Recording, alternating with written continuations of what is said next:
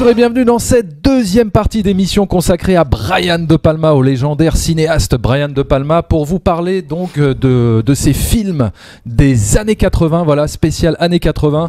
Ça va être du très très lourd, ça va être un gros morceau et j'ai envie de dire que comme toute bonne trilogie, c'est souvent le deuxième épisode, le deuxième film qui est le meilleur, comme dans Le Parrain 2, The Dark Knight ou L'Empire contre-attaque.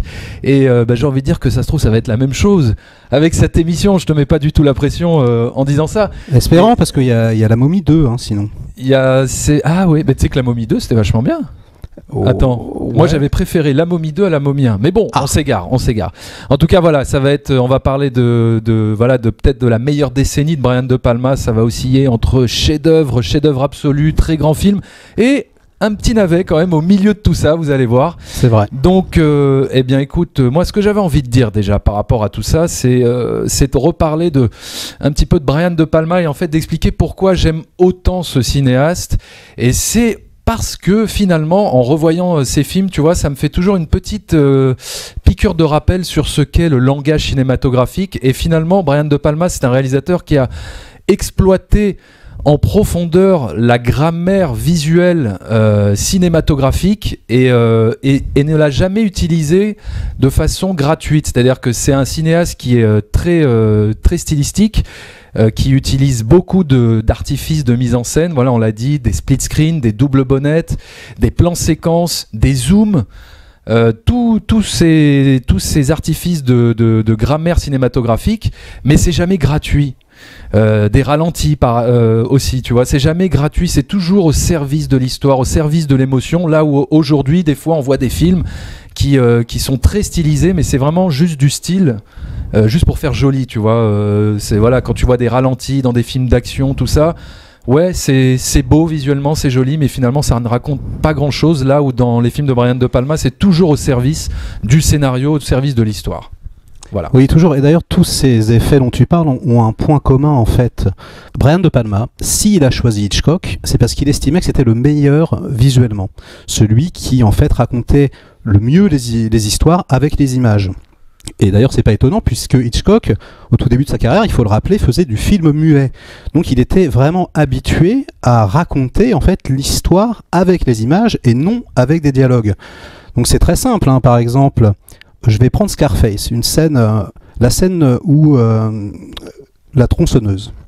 Voilà, tu as Tony Montana qui est en train de regarder son pote se faire tronçonner. Dans n'importe quel autre film, on aurait eu, je sais pas moi, un plan sur son pote dans la voiture en train de faire « Mais qu'est-ce qu'il fait? Putain, il est où? Merde, c'est long, non? Tu trouves pas ?» Et là, on n'a pas du tout ça. Là, on a juste le plan qui part de la fenêtre, qui descend jusqu'à la voiture de Manny, qui est là, en fait, en train de draguer une nana. Et donc, toi, t'es là en train de faire « Mais mec, non, arrête de draguer cette nana, vas-y, quoi, vas-y !» Et en fait, c'est juste avec un mouvement de caméra que tu comprends ce que tu aurais pu comprendre avec une ligne de dialogue. Tu vois, et moi, c'est ce que j'essaye de faire depuis des années au théâtre. C'est vraiment mon obsession. C'est-à-dire, en fait, Brian De Palma, il dit ça, il dit si vous écrivez un scénario, il faut que tout votre scénario soit parfaitement compréhensible sans la moindre ligne de dialogue. Et quand vous avez réussi à faire ça, et seulement ça, là, vous pouvez rajouter le dialogue comme la cerise sur le gâteau. Et dans une interview avec Scorsese, il disait ça, il disait Scorsese et moi, on est très différents, justement, à cause de ça. Toi, Scorsese, en fait, t'as énormément de dialogue, énormément, et moi, j'en ai très peu, en fait. Ouais. Voilà. Et donc, c'est vraiment quelqu'un qui raconte des histoires avec les mouvements de caméra. Et donc, si tu coupes le son, c'est un peu ça l'idée, hein, si tu coupes le son de ces films, bah, tu vas quand même, si tu le vois en allemand, si tu le vois en chinois, tu vas quand même comprendre l'histoire. T'as raison, de toute façon, c'est le digne héritier d'Alfred Hitchcock et c'est l'un des maîtres en termes de mouvement de caméra. C'est celui qui donne le plus de sens au mouvement de caméra, à tel point que tu as juste terminé. Vas-y, je t'en prie. On parle souvent de plan de vue subjectif qu'il fait dans la plupart de ses films, Brian De Palma. Et ce que j'adore dans les films de Palma, c'est que finalement, des fois, le plan de vue subjectif n'épouse pas justement le point de vue d'un personnage. C'est souvent le troisième œil, ou alors c'est limite le point de vue du réalisateur, tu vois, d'un personnage fantôme qui observe la scène et qui se balade entre les personnages. Tu as par exemple une scène comme ça dans Pulsion, où tu as Nancy Allen qui est dans le métro, et donc tu as la caméra qui balaye tout le métro, tu vois, qui passe de Nancy Allen à un passager, à une fenêtre, etc. Et c'est le point de vue de personne, c'est seulement le point de vue de la caméra, quoi, enfin d'un observateur, comme si on était à la place d'un voyeur qui observait la scène sous toutes ses coutures, j'ai envie de dire. Un peu le point de vue omniscient, un peu, quoi. Voilà, exactement. Je voulais dire un truc très très très important. Enfin, pour moi, c'est vraiment ce qui peut expliquer pourquoi De Palma est autant reconnaissable. Je l'ai vu une fois s'énerver en interview. Quelqu'un, voilà, lui posait des questions sur ses films, il répondait très simplement. Puis à un moment donné, le mec lui dit: et comment vous faites est-ce que c'est vous qui vous occupez vous-même des plans de coupe, ou est-ce que c'est la seconde équipe, etc. Et là, il regarde le mec, et donc c'est coverage en anglais. Et il s'énerve, il dit coverage, you're talking to me about fucking coverage, comme ça. Et puis, en fait, au début, ça m'a un peu surpris. Et en fait, c'est vrai que c'est évident pour moi maintenant, mais à l'époque, quand j'ai vu ce truc-là, c'était pas forcément évident. C'est que ce gars-là ne fait pas de plan de coupe. C'est-à-dire que quand il faisait ses films, tout le monde raconte ça, son producteur, ses acteurs, tu arrivais chez lui, il y avait des polaroïdes partout, collés sur les murs partout. Il a tout le storyboard dans la tête, le plan 1 enchaîne directement avec le plan 2 qui a du sens, avec le plan 3 qui a du sens, avec le plan 4 qui a du sens, etc. etc. Alors que avec une machinerie à l'époque qui était lourde, hein, on avait une seule caméra, c'était compliqué aussi de déplacer les choses. Aujourd'hui, c'est le contraire. On a 10 caméras, c'est facile, et puis les gens, ils se disent un peu, oh, on verra ça au montage. Ouais. Et en fait, il n'y a plus de point de vue, il n'y a plus de réflexion. Et donc moi je recommande à tous les réalisateurs en herbe de faire ça, de se dire je n'ai pas 2 caméras, j'ai une seule caméra. Et je ne peux faire qu'un seul plan à la fois. Et c'est vraiment d'une certaine façon ce qui fait, évidemment il y a des exceptions, il y a des scènes avec plusieurs caméras, etc. Mais je veux dire, dans la conception de sa mise en scène, c'est comme ça qu'il procède. Et je trouve que c'est vraiment une clé pour comprendre Brian. Très bien, et écoute, on va donc démarrer l'émission avec cette nouvelle décennie des années 80, avec son premier film des années 80, 1980, avec le film qui s'appelle Dressed to Kill, Pulsion. Alors je te laisse le mettre. Pulsion en français. Pulsion en français. Alors c'est un film qui a coûté 6,5 millions de dollars et qui en a rapporté 31 millions sur le sol américain, donc ça a été un très gros succès pour Brian De Palma, suite à Carrie, parce que Carrie aussi ça avait été son premier succès, et pour la petite anecdote, il a vendu le scénario de Pulsion pour 1 million de dollars, ce qui était énorme pour l'époque, et ceux qui ont produit le film ne se sont pas gourés, hein, puisque le film a cartonné, aussi bien sur le sol américain que à l'international. Et donc là, j'ai envie de dire que Pulsion, c'est encore une fois une visite, une revisite du cinéma d'Alfred Hitchcock, parce que là, c'est un film qui mélange donc 2 films, un peu de sueur froide et surtout beaucoup de psychose. Complètement, et c'est un film surtout qui est considéré par beaucoup comme un chef-d'œuvre, ouais. Voire comme un chef-d'œuvre absolu. Il y en a plein qui estiment que c'est son meilleur film. C'est encore une fois une production Georges Lito, tu vois, qui avait produit Obsession. Et donc c'est magnifique. Et alors je vais commencer aussi par parler un peu de musique, si oui, parce que... Alors ça, on avait peut-être oublié de le dire la dernière fois, mais évidemment le compositeur Pino Donaggio, qui a commencé avec Carrie, et ça on l'avait peut-être pas... Sublime BO. Sublime BO, et là il continue. D'ailleurs la musique de Pino Donaggio dans Carrie réutilise le... Oui, de Psychose. Et là aussi, finalement, dans Pulsion, dans la scène de l'ascenseur, il y a encore ce motif, comme tu dis. Voilà, et j'ai découvert des petites anecdotes sur Bernard Herrmann, d'ailleurs, depuis la dernière fois. Je sais qu'en fait pour Obsession, Bernard Herrmann est arrivé, il a vu le film, il a trouvé ça incroyable, il l'a fait, etc. Il était très content de le faire. Et sur Sisters, en revanche, ça c'est très intéressant de le savoir, il lui a dit, écoute, c'est sympa, tu copies Hitchcock et tu le fais bien, enfin tu t'inspires et c'est intéressant, mais méfie-toi, tu n'es pas Hitchcock. Et donc les spectateurs n'auront pas la patience qu'ont eu les spectateurs pour Psychose. C'est-à-dire que c'est vrai que pendant une demi-heure, tu suis quelque chose, elle se fait tuer, et donc voilà, donc ça c'est quand même une prise de risque. Là c'est ce qui se passe dans Sisters, et donc Bernard Herrmann a dit à Brian De Palma, tu dois absolument montrer qu'il va y avoir du danger, qu'il va y avoir quelque chose, donc rajoute un générique pour que le spectateur puisse patienter. Et donc Brian a réfléchi et il a fait ok d'accord, et donc ils ont rajouté ce fameux générique avec les fœtus, avec etc. les fœtus, etc. Où on sent qu'il va y avoir du bazar. Voilà, donc c'est vraiment une idée il avait raison, hein. De Bernard Herrmann. Bah, il avait fortement raison. Et alors moi, ce que j'aime beaucoup dans Pulsion, même si effectivement on retrouve cette structure scénaristique à la Psychose, puisque comme dans Psychose, le personnage féminin principal qui est joué par Angie Dickinson dans Pulsion se fait, attention spoiler, hein, évidemment on va spoiler dans cette émission, on est un petit peu obligé, hein, sinon on peut pas rentrer dans le détail de chaque film, donc moi j'ai envie de dire, regardez tous les films de Brian De Palma et revenez nous voir. Mais en tout cas voilà, Angie Dickinson, comme dans Psychose, parce que du coup on spoil Psychose aussi, se fait tuer au bout de 30 minutes de film, quelque chose comme ça.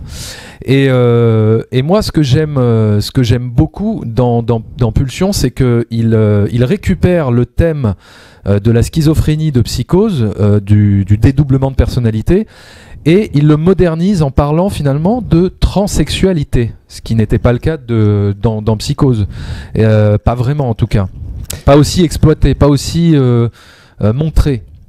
Et là c'est vraiment un thème qui, encore une fois, donc Brian De Palma qui réutilise des thèmes de Hitchcock et qui les approfondit, qui se les réapproprie et qui les modernise. Et alors savais-tu que en fait le début du film n'était pas du tout celui qu'on connaît? Je viens d'apprendre ça, c'est complètement hallucinant. En fait, le film commençait sur Michael Caine. Le film commençait sur un transsexuel qui était en train de se raser. Ensuite, il se rasait la gorge, après il se rasait les poils, après il se rasait les poils du ventre, et ensuite il descendait et se sectionnait les parties. Ouais. Hop, et il y avait du sang, quelque chose comme ça. Et en fait, Brian De Palma a réfléchi, etc. Et ils ont complètement changé le début. Et du coup, ça commence maintenant, non pas sur le point de vue de Michael Caine, mais sur le point de vue d'Angie Dickinson. Et d'ailleurs, alors pour la petite anecdote, le début de Pulsion démarre sur des plans de la nana dans sa douche, en train de se savonner, en train de se toucher un petit peu les... C'est la première fois qu'on voyait des poils pubiens dans un film hollywoodien. Et quel poil, parce qu'il y a une sacrée touffe. Bref, mais ce n'est pas Angie Dickinson pour l'information, hein. Ce n'est pas l'actrice. Elle n'a pas voulu tout de même se mettre nue face à la caméra de Brian De Palma, donc ils ont pris un modèle, un mannequin. Mais du coup, pour l'actrice, c'est vraiment une double récompense, entre guillemets, dans le sens où elle est tout à fait à l'aise, puisque ce n'est pas elle qu'on voit nue dans le film, et en même temps, elle profite de la beauté d'un mannequin pour faire croire à tout le monde que c'était elle dans le film. Donc voilà, c'était juste pour la petite anecdote. Alors, elle est allée voir Brian, en fait, quand il lui a donné le scénario, il lui a dit « Je peux pas faire ça, c'est pas possible, je peux pas être à poil. » Ouais. Et donc, lui, ça lui a donné l'idée de body double, d'accord, il a fait « Ah ben, on va mettre un body double. » Ouais. Elle lui a fait « Ok, alors je le fais, mais ne prends pas quelqu'un de trop beau. » Et il l'a fait complètement le contraire, il a pris quelqu'un d'extrêmement beau, une miss de 25 ans, etc.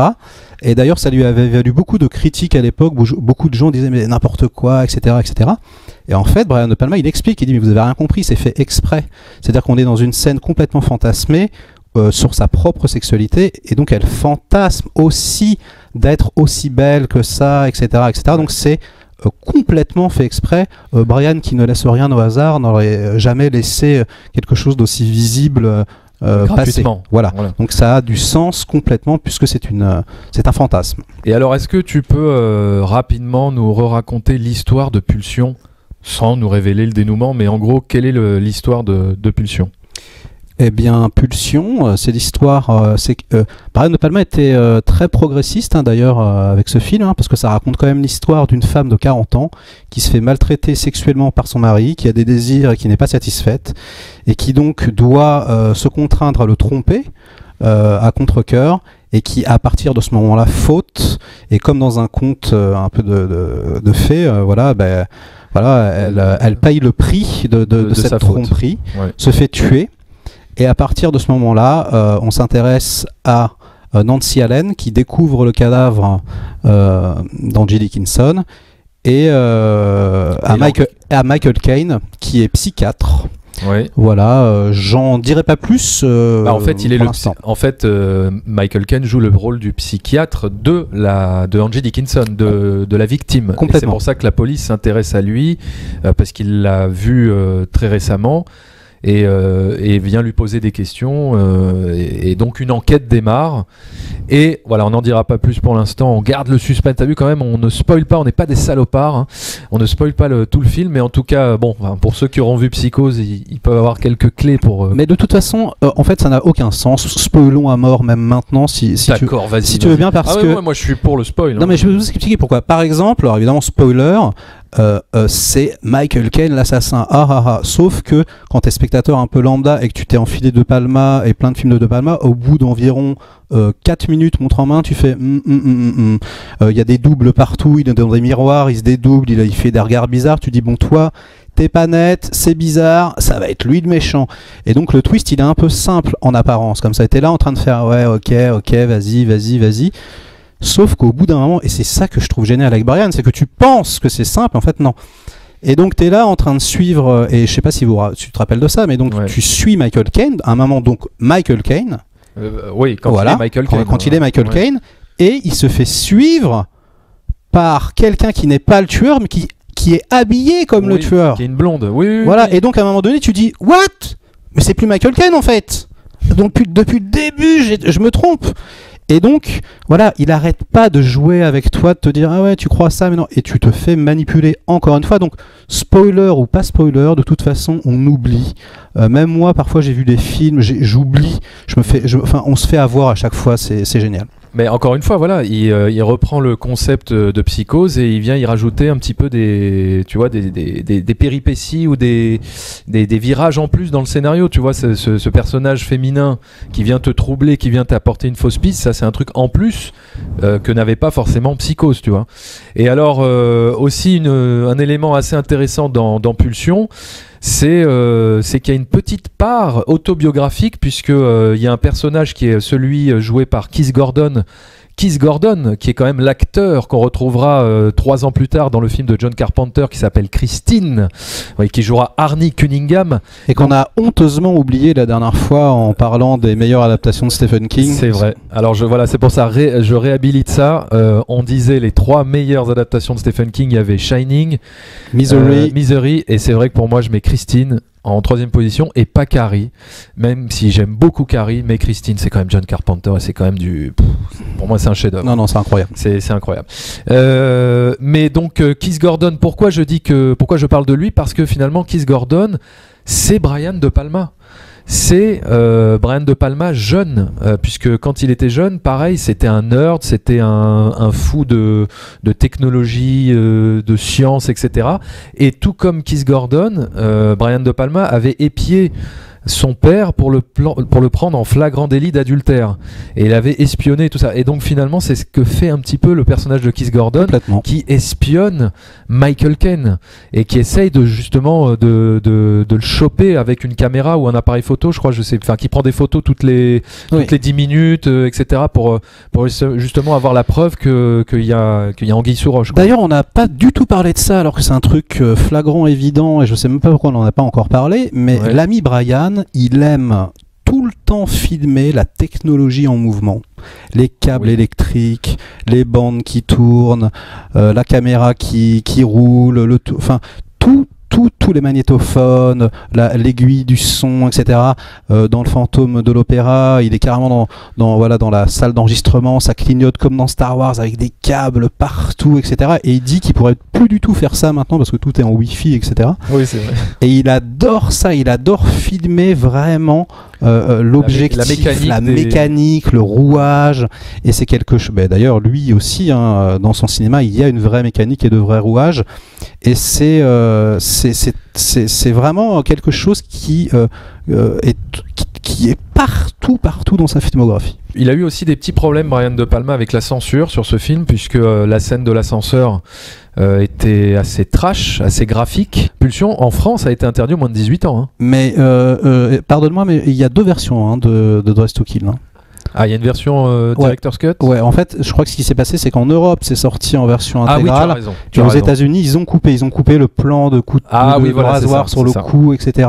Autant pour moi. D'ailleurs, la dernière fois, le terme qu'on cherchait, c'est évidemment giallo. Oui. Mais giallo, donc pour moi, le giallo, c'est le thriller vraiment italien à la Dario Argento. C'est vraiment le polar italien. Et c'est pas forcément érotique. Non, c'est vraiment l'appellation pour définir le thriller italien policier. Exactement, c'est peut-être nous qui en France, peut-être qu'on en a fait un truc un peu plus étendu, c'est possible. Voilà, c'est pour ça. Et il y a énormément de points communs avec Dario Argento, notamment dans la scène de l'ascenseur. Encore une fois le cuir, encore une fois le maquillage comme à l'époque, le rasoir, le fait que ça soit très souvent des plans subjectifs qui tiennent les couteaux, etc. Que le sang soit très rouge, très marqué. Je vais te faire une confidence. La première fois, j'étais à la fac de cinéma, je devais avoir 18 ans. La première fois que j'ai vu Pulsion et que j'ai vu cette scène, j'étais mort de rire. J'étais mort de rire et j'ai dit en cours, mais c'est nul. J'ai dit c'est nul cette scène, c'est pas possible, c'est grand guignolesque. Et vraiment, alors c'était en VF et recadré, parce qu'à l'époque on n'avait pas les trucs au format et c'était de la merde. Mais aujourd'hui je trouve ça admirable et du coup ça me fait un peu, je pense que le spectateur lambda qui connaît pas bien Brian De Palma, peut-être que quand il va voir certains films la première fois, il va se dire oula, c'est peut-être un petit peu trop, c'est peut-être un petit peu trop fort, un petit peu trop exagéré, et c'est pas faux. Mais il faut s'habituer, il faut rentrer aussi un peu dedans. À partir du moment où on est habitué, mais c'est vrai que c'est un peu grandiloquent parfois. Bah, peut-être qu'en fait à l'époque ça a donné peut-être un peu cet effet oui comme tu dis d'effet de style exagéré avec la musique, avec les plans, avec une mise en scène un peu on va dire outrancière. Mais moi j'adore. Moi j'adore de plus en plus en fait. Non mais pourquoi? Parce que même si j'aimais beaucoup certains films de Brian De Palma, mais c'est vrai que j'en ai réévalué pas mal, je les apprécie encore plus aujourd'hui parce que je trouve qu'aujourd'hui il y a une telle absence d'idées de mise en scène, c'est tellement plat, c'est tellement fade, et c'est peut-être dû il y a beaucoup de plans de coupe. Ouais, mais c'est peut-être dû, comme tu dis, il y a peut-être beaucoup de deuxième équipe qui s'occupe de filmer ça, de filmer ça. Il y a surtout 6 caméras au lieu d'une, quoi. Et mais peut-être dû à l'émergence du numérique et tout ça. Alors je veux pas faire mon réac et mon vieux con, il y a de très bonnes choses, et puis il y a encore de très grands réalisateurs qui arrivent à s'approprier les nouvelles technologies pour faire du grand cinéma, mais je trouve malgré tout que ça manque aujourd'hui de mise en scène et de mouvements de caméra jubilatoires, des mouvements de caméra qui racontent des choses, des travelling qui racontent des choses, des plans avec du sens, des plans avec du sens, tu vois, et c'est ce que j'ai retrouvé un petit peu dans Parasite de Bong Joon-ho l'année dernière. C'est vraiment une grammaire cinématographique exploitée jusqu'à la moelle, avec tout ce que ça comporte de points, de reports de points, de travelling, de plans plongés, en extrême contre-plongée, ce genre de... Enfin, tu vois, ce que Brian De Palma fait tout le temps, des split screen, etc., des plans décadrés, c'est riche. Voilà, c'est ça que je veux dire, c'est que le cinéma de Palma est riche, même si oui, des fois, il se laisse un petit peu aller dans une certaine exagération, mais il ose, et je préfère quelqu'un qui ose, qui se plante un peu, mais c'est ce que tu me disais d'ailleurs, parce qu'au moins c'est généreux, et voilà, et surtout que c'est jamais gratuit, parce que si c'était gratuit, bon voilà, ce serait de l'effet de style pour de l'effet de style, ça m'intéresserait pas, mais en l'occurrence chez De Palma c'est jamais gratuit. Donc par rapport à Pulsion qui a été alors ça a été un très gros succès, comme je disais tout à l'heure, 31 millions de dollars de recettes pour 6 millions de budget, il a fait 1,1 million de spectateurs en France, qui est énorme dans la carrière de Brian De Palma. Et alors attends, et donc pour la petite anecdote, juste aussi le tueur le personnage qui tue Angie Dickinson dans l'ascenseur n'est pas Michael Caine. Pas du tout. C'est une doublure, encore une fois. Ouais, c'est une femme, je crois. Ah, c'est une femme? Il me semble, ouais. Alors, en tout cas, ce n'est pas Michael Caine, ce qui crée aussi Ce qui permet d'entretenir le suspense et de pas tout de suite révéler, de pas tout de suite donner au spectateur les clés de l'énigme sur le dédoublement de personnalité de Michael Caine. Et juste, j'en profite aussi pour dire une dernière chose par rapport à Brian De Palma. On parle d'ascenseur, mais c'est un élément de décor, c'est un lieu qui est assez récurrent dans la filmographie du réalisateur où beaucoup de personnages décèdent dans les ascenseurs. C'est un décor qu'il aime bien utilisé, qu'il aime bien visiter, Brian De Palma, dans ses films. Je pense aux Incorruptibles, par exemple. Non, mais il y en a partout. Il y a des ascenseurs dans tous ses films. Voilà, il y a des ascenseurs dans tous ses films. Mission Impossible. Il y a un gars qui crève dans la cage d'ascenseur. Non, mais Femme Fatale. Oui, voilà, Femme Fatale. Partout. Il y a des ascenseurs partout. Voilà. Mais on y reviendra dans Body Double. Ouais, absolument. Et on y reviendra de façon à tous les décors les plus. Il y a des gares, des ponts. Voilà. Et des ascenseurs et des centres commerciaux. Ouais, c'est vrai. Voilà, c'est des lieux qu'il aime bien. Et des escaliers. Et des escaliers. Et quels escaliers? Nous y reviendrons tout à l'heure. Alors, écoute, voilà, gros succès pour Brian De Palma. On va passer au deuxième film où tu avais encore quelque chose à rajouter par rapport à Pulsion, mon gars. Écoute, je pense que j'avais quand même des petites choses. Ah oui, j'avais des petites choses à rajouter quand même. Je trouve ça génial. Georges Lito, producteur d'Obsession. Il a vendu le film, mais il n'a pas vendu le film n'importe comment. Et je trouve ça admirable. En fait, donc, il avait le scénario. Et De Palma était très très désireux de faire le film. Et en fait, Georges Lito, donc, il lui a dit, écoute, je vais pas vendre le scénario aux studios qui veulent l'acheter. Je vais vendre le scénario au studio qui voudra acheter le film et te le laisser faire comme tu veux le faire. Et exactement comme tu veux le faire. Donc au final, il l'a vendu à un studio moins prestigieux, mais qui lui a laissé le Final Cut. Et ça, c'est très important parce que Brian se battra et s'est battu toute sa carrière pour avoir le Final Cut. C'est dingue. Le Final Cut. Alors que c'est Brian De Palma. Même un mec comme lui a dû se battre auprès des studios pour imposer sa vision, quoi. Et je voulais dire encore deux autres petites choses, pardonne-moi. Ouais. C'est Angie Dickinson qui raconte ça. Qui est très fière du film, qui dit que c'est son meilleur rôle, etc. Et elle dit, elle était, tu sais, à l'époque, voilà, il avait pris cette actrice parce qu'elle était très très très populaire, elle faisait un flic à la télé, donc elle était très facilement identifiable et reconnaissable et sympathique pour le spectateur parce qu'il n'avait pas le temps, vu qu'on la tue, de trop s'attarder sur son sort, etc. etc. Ouais. Et donc du coup, elle raconte quelque chose de marrant. Elle dit qu'ils avaient préparé les lumières partout dans l'ascenseur pour la scène de l'ascenseur, tout se passe bien. Et puis à un moment donné, ils font un plan où elle doit appuyer sur le bouton de l'ascenseur. Et De Palma, il fait cut. Elle dit quoi, qu'est-ce qui se passe? Je le fais pas bien. Si, mais ton vernis n'est pas parfait. Et elle lui dit, mais Brian, tu veux que je refasse mon vernis? Oui. Mais ça va prendre longtemps. Tu veux vraiment que je prenne le temps de le faire? Oui. Tu veux qu'on prenne le temps qu'il sèche le vernis? Oui. Et ils ont vraiment attendu que ça sèche. Et toi, ils ont vraiment attendu et ils ont refait le plan. Et là, elle s'est dit, waouh, je suis plus à la télé, quoi. Là, je suis dans un autre level, quoi. Ouais. Bah oui, mais il a raison. C'est un plan serré sur une main qui doit appuyer sur un doigt. C'est tout le suspense de la scène. Enfin, qui doit appuyer sur un doigt qui doit appuyer sur un bouton. C'est tout le suspense de la scène. C'est de chaque détail. Voilà, mais il y en a évidemment, mais il y a des. Mais je comprends, bien sûr. Bah, enfin, voilà, il voit tout, quoi. Bah oui, voilà. C'est Brian, quoi. Le mec est méticuleux, quoi.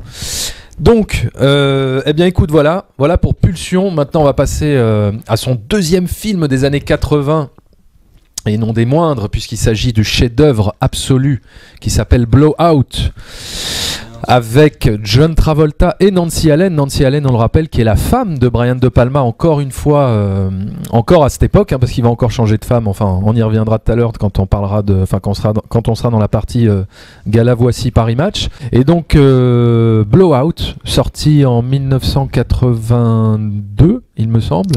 Écoute, ou 1981. 81. Voilà, 1981, c'était l'année d'après. Et alors donc bon bah là c'est un chef-d'œuvre absolu. On retrouve une obsession fondamentale de chez Brian De Palma qui est l'assassinat de Kennedy, qu'il va retranscrire un petit peu dans cette histoire avec ce preneur de son qui va assister bien malgré lui à un assassinat, enfin un accident de voiture au premier abord, mais qui va s'avérer être un assassinat. Et donc il va raconter toute cette histoire d'essayer de reconstituer la vérité grâce au son et l'image. Et voilà, et c'est ça qui est génial avec Blowout, c'est qu'il s'est inspiré d'un film qui s'appelait Blowout, le fameux film Blowout de Antonioni. Et il s'est aussi un peu inspiré de Conversations secrètes de Coppola. Et Blowout, c'était... Deux films qu'il admire. Deux films, voilà, ce sont deux films qu'il admire. Et Blowout, c'était l'histoire d'un photographe qui prenait une photo dans un parc et qui se rendait compte sur la photo en l'agrandissant qu'il y avait un homme qui tenait un flingue. Oui, c'est ça. C'était résoudre l'énigme par l'image. Et dans Conversation secrète, c'était résoudre l'énigme par le son. Et Blowout, c'est la réunion des deux. C'est résoudre l'énigme par le son et l'image. C'est magnifique. C'est incroyable. Voilà. Et alors, on peut considérer, alors ce film est pour moi le meilleur film de Brian De Palma, pas forcément mon préféré parce que il y a des choses qui résonnent ou pas, mais en tout cas, c'est un chef-d'œuvre absolu et je peux même, je sais pas si tu seras d'accord avec moi, mais on peut considérer, je pense qu'il y a des personnes sur cette planète qui estiment que ce film carrément est le meilleur film de toute l'histoire du cinéma quand même. Il y a Quentin Tarantino qui estime que ce film, c'est son film préféré de Brian De Palma et il fait partie de son top 3 de ses meilleurs films de tous les temps. Alors pourquoi c'est aussi génial ? Mais pourquoi c'est aussi génial ? Parce que c'est une histoire bouleversante sur un homme seul, un idéaliste qui va essayer de faire éclater la vérité dans un monde où tout le monde s'en fout, qui va essayer de prouver l'existence d'un complot coûte que coûte, quitte à mettre en péril la femme qu'il aime pour aller jusqu'au bout de sa démarche. Et c'est ça aussi Blowout, c'est une histoire d'amour déchirante, une histoire d'amour tragique, quasi impossible. Et c'est ça que j'adore chez Brian De Palma, c'est son romantisme. Et là, dans Blowout, c'est peut-être l'histoire d'amour la plus bouleversante qu'il ait jamais filmée. Et tout ça, en plus, magnifié par la musique ultra romantique de Pino Donaggio. J'aime beaucoup l'hommage que le film rend à la technique, à la technologie cinématographique, j'ai envie de dire, puisque c'est grâce au cinéma et aux techniques de prise de son, de synchronisation de son et de l'image, et de tout ce qui nous montre là-dessus, que John Travolta réussit à découvrir la vérité. Finalement, que c'est la fiction, la technologie de la fiction qui nous amène à découvrir la vérité. Alors le film est sublime. Le directeur de la photo, c'est un master, est-ce que tu sais ? Vilmos Zsigmond. Exactement, donc il a fait Délivrance, Sugarland Express, Obsession, Rencontre du troisième type, Voyage au bout de l'enfer, Les portes du paradis. Et donc c'est quelqu'un qui explique qu'il a fait vraiment une expérimentation. Au début, il voulait partir sur un film en noir et blanc. Il savait très bien qu'il ne pouvait pas le faire. Et donc lui, à l'époque, il s'amusait à désaturer l'image et la rendre... et donc c'était fait avec des techniques... aujourd'hui, on peut le faire très facilement en numérique. À l'époque, c'était pas possible. Donc il prenait des risques. Il fallait prendre la pellicule et l'exposer et lui faire des manipulations avant de la développer. Et ça donnait quelque chose où les couleurs étaient un peu pastel. Tu vois. Et en fait, ils ont travaillé. Alors maintenant que tu le sais, tu vois, c'est incroyable. Ils ont vu qu'en plus il y avait la fête nationale, etc. Ils ont travaillé uniquement pendant tout le film sur les couleurs du drapeau américain, c'est-à-dire bleu, blanc, rouge. Le blanc n'est pas une couleur, donc bleu et rouge. Et tout est bleu et rouge. Tu vas voir les papiers peints derrière, bleu et rouge, la canette qui peut tout est bleu et rouge pendant tout le film. D'accord. Et donc ça donne une unité comme ça une harmonie à l'image. On s'en rend pas forcément compte. Mais je viens de découvrir ça, j'ai halluciné parce que ça m'avait pas forcément... Je vais le revoir dès ce soir. Voilà, et c'est incroyable quand on le sait, et je pense que vraiment la photo de ce film est subliminale. Il y a des plans incroyables, des idées phénoménales. Il y a notamment le plan qui est très scorsésien, tu sais, où on met une caméra au centre d'une pièce et puis on filme comme ça, on fait un panneau circulaire, on filme l'environnement, et dans cet environnement on voit le personnage évoluer. Donc Scorsese fait ça parfois, De Palma le fait très souvent. Et là il y a notamment une scène où justement il filme la technologie, où on voit Travolta prendre les bandes, et puis le plan s'accélère. Le plan circulaire, ouais, le plan circulaire. Il voulait le faire pour symboliser justement toutes ces machines qui tournent. Exactement. Et pareil, et au fur et à mesure que le plan tourne, John Travolta perd de plus en plus d'éléments de son enquête, et il se rend compte qu'il a tout perdu. Et d'ailleurs, c'est assez drôle, enfin c'est drôle, non, mais le film donc te raconte cette scène où John Travolta finalement s'est fait voler ses négatifs, et c'est exactement ce qui s'est passé. Pour le film, on a volé les négatifs, les rushs de tournage qu'ils avaient fait, tu sais, pour la scène finale, le jour de la parade et tout ça. Et ils ont dû donc tout retourner, et le mec, enfin la personne qui a volé ces rushs leur avait demandé 250 000 $ pour les récupérer. Exactement. Et finalement ils ont dit non, on va te faire foutre. Personne n'a répondu. Oui voilà, personne n'a répondu, et ils ont préféré retourner eux-mêmes les plans, quoi. Mais c'est drôle, quoi, finalement, quand la fiction rattrape la réalité, ou la réalité rattrape la fiction. Enfin bon, bref, les deux se rejoignent, quoi. C'est assez drôle. Et d'ailleurs Georges Dito il raconte cette histoire, et il dit que le mec l'appelle, fait ouais, j'ai une mauvaise nouvelle, mais je peux pas te le dire au téléphone. Et donc il lui a pas dit au téléphone, il a attendu que le mec se déplace pour lui dire ok, on s'est fait voler 2 bobines, et il lui dit t'inquiète pas, maintenant on sera 2 dans le camion. Ouais, il était temps, les gars. C'est clair. Alors moi j'ai une question. Est-ce qu'on peut pas considérer quand même que la fin de ce film, on va y venir, c'est pas une des plus belles fins de toute l'histoire du cinéma? Donc je vais déjà expliquer le début, parce qu'en fait on n'a même pas expliqué l'histoire. On n'a même pas raconté l'histoire. En gros, en fait, d'ailleurs c'est très marrant. D'ailleurs Dario Argento, en fait le film commence limite par la musique des Goblins de Dario Argento. On se croit dans Suspiria avec l'aiguille le potentiomètre du son là qui bat, et boum, on se retrouve dans un plan séquence complètement en caméra subjective qui fait beaucoup penser au début d'Halloween, et puis avec un tueur qui est comme ça avec un couteau, et puis qui observe par la fenêtre des nanas qui font de la gym, un couple qui baise, encore un voyeur, un flic qui est là en train de faire, parce que c'est un campus, alors il y a un flic qui surveille, etc.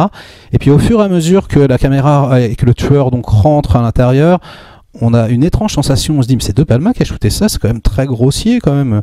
Le tueur se cache juste derrière des escaliers, et puis personne le voit, tu te dis c'est quand même un petit peu gros, Bon, mais tu te fais quand même prendre, parce que le plan est quand même intéressant. Et puis donc le tueur se reflète dans la vitre, on voit que c'est un pauvre mec tout cheap avec des vieilles lunettes, tu dis mais qu'est-ce que c'est que ce truc, qu'est-ce que c'est que ce film de série, et voilà, qu'est-ce que c'est que ce film de merde. Et puis il arrive pour tuer la nana dans la douche, encore une fois la douche, et là la fille pousse un hurlement à base de et là ça cut sur Travolta, qui est donc preneur de son et qui travaille avec le producteur, qui en fait regarde les rushs d'un film et qui sont morts de rire.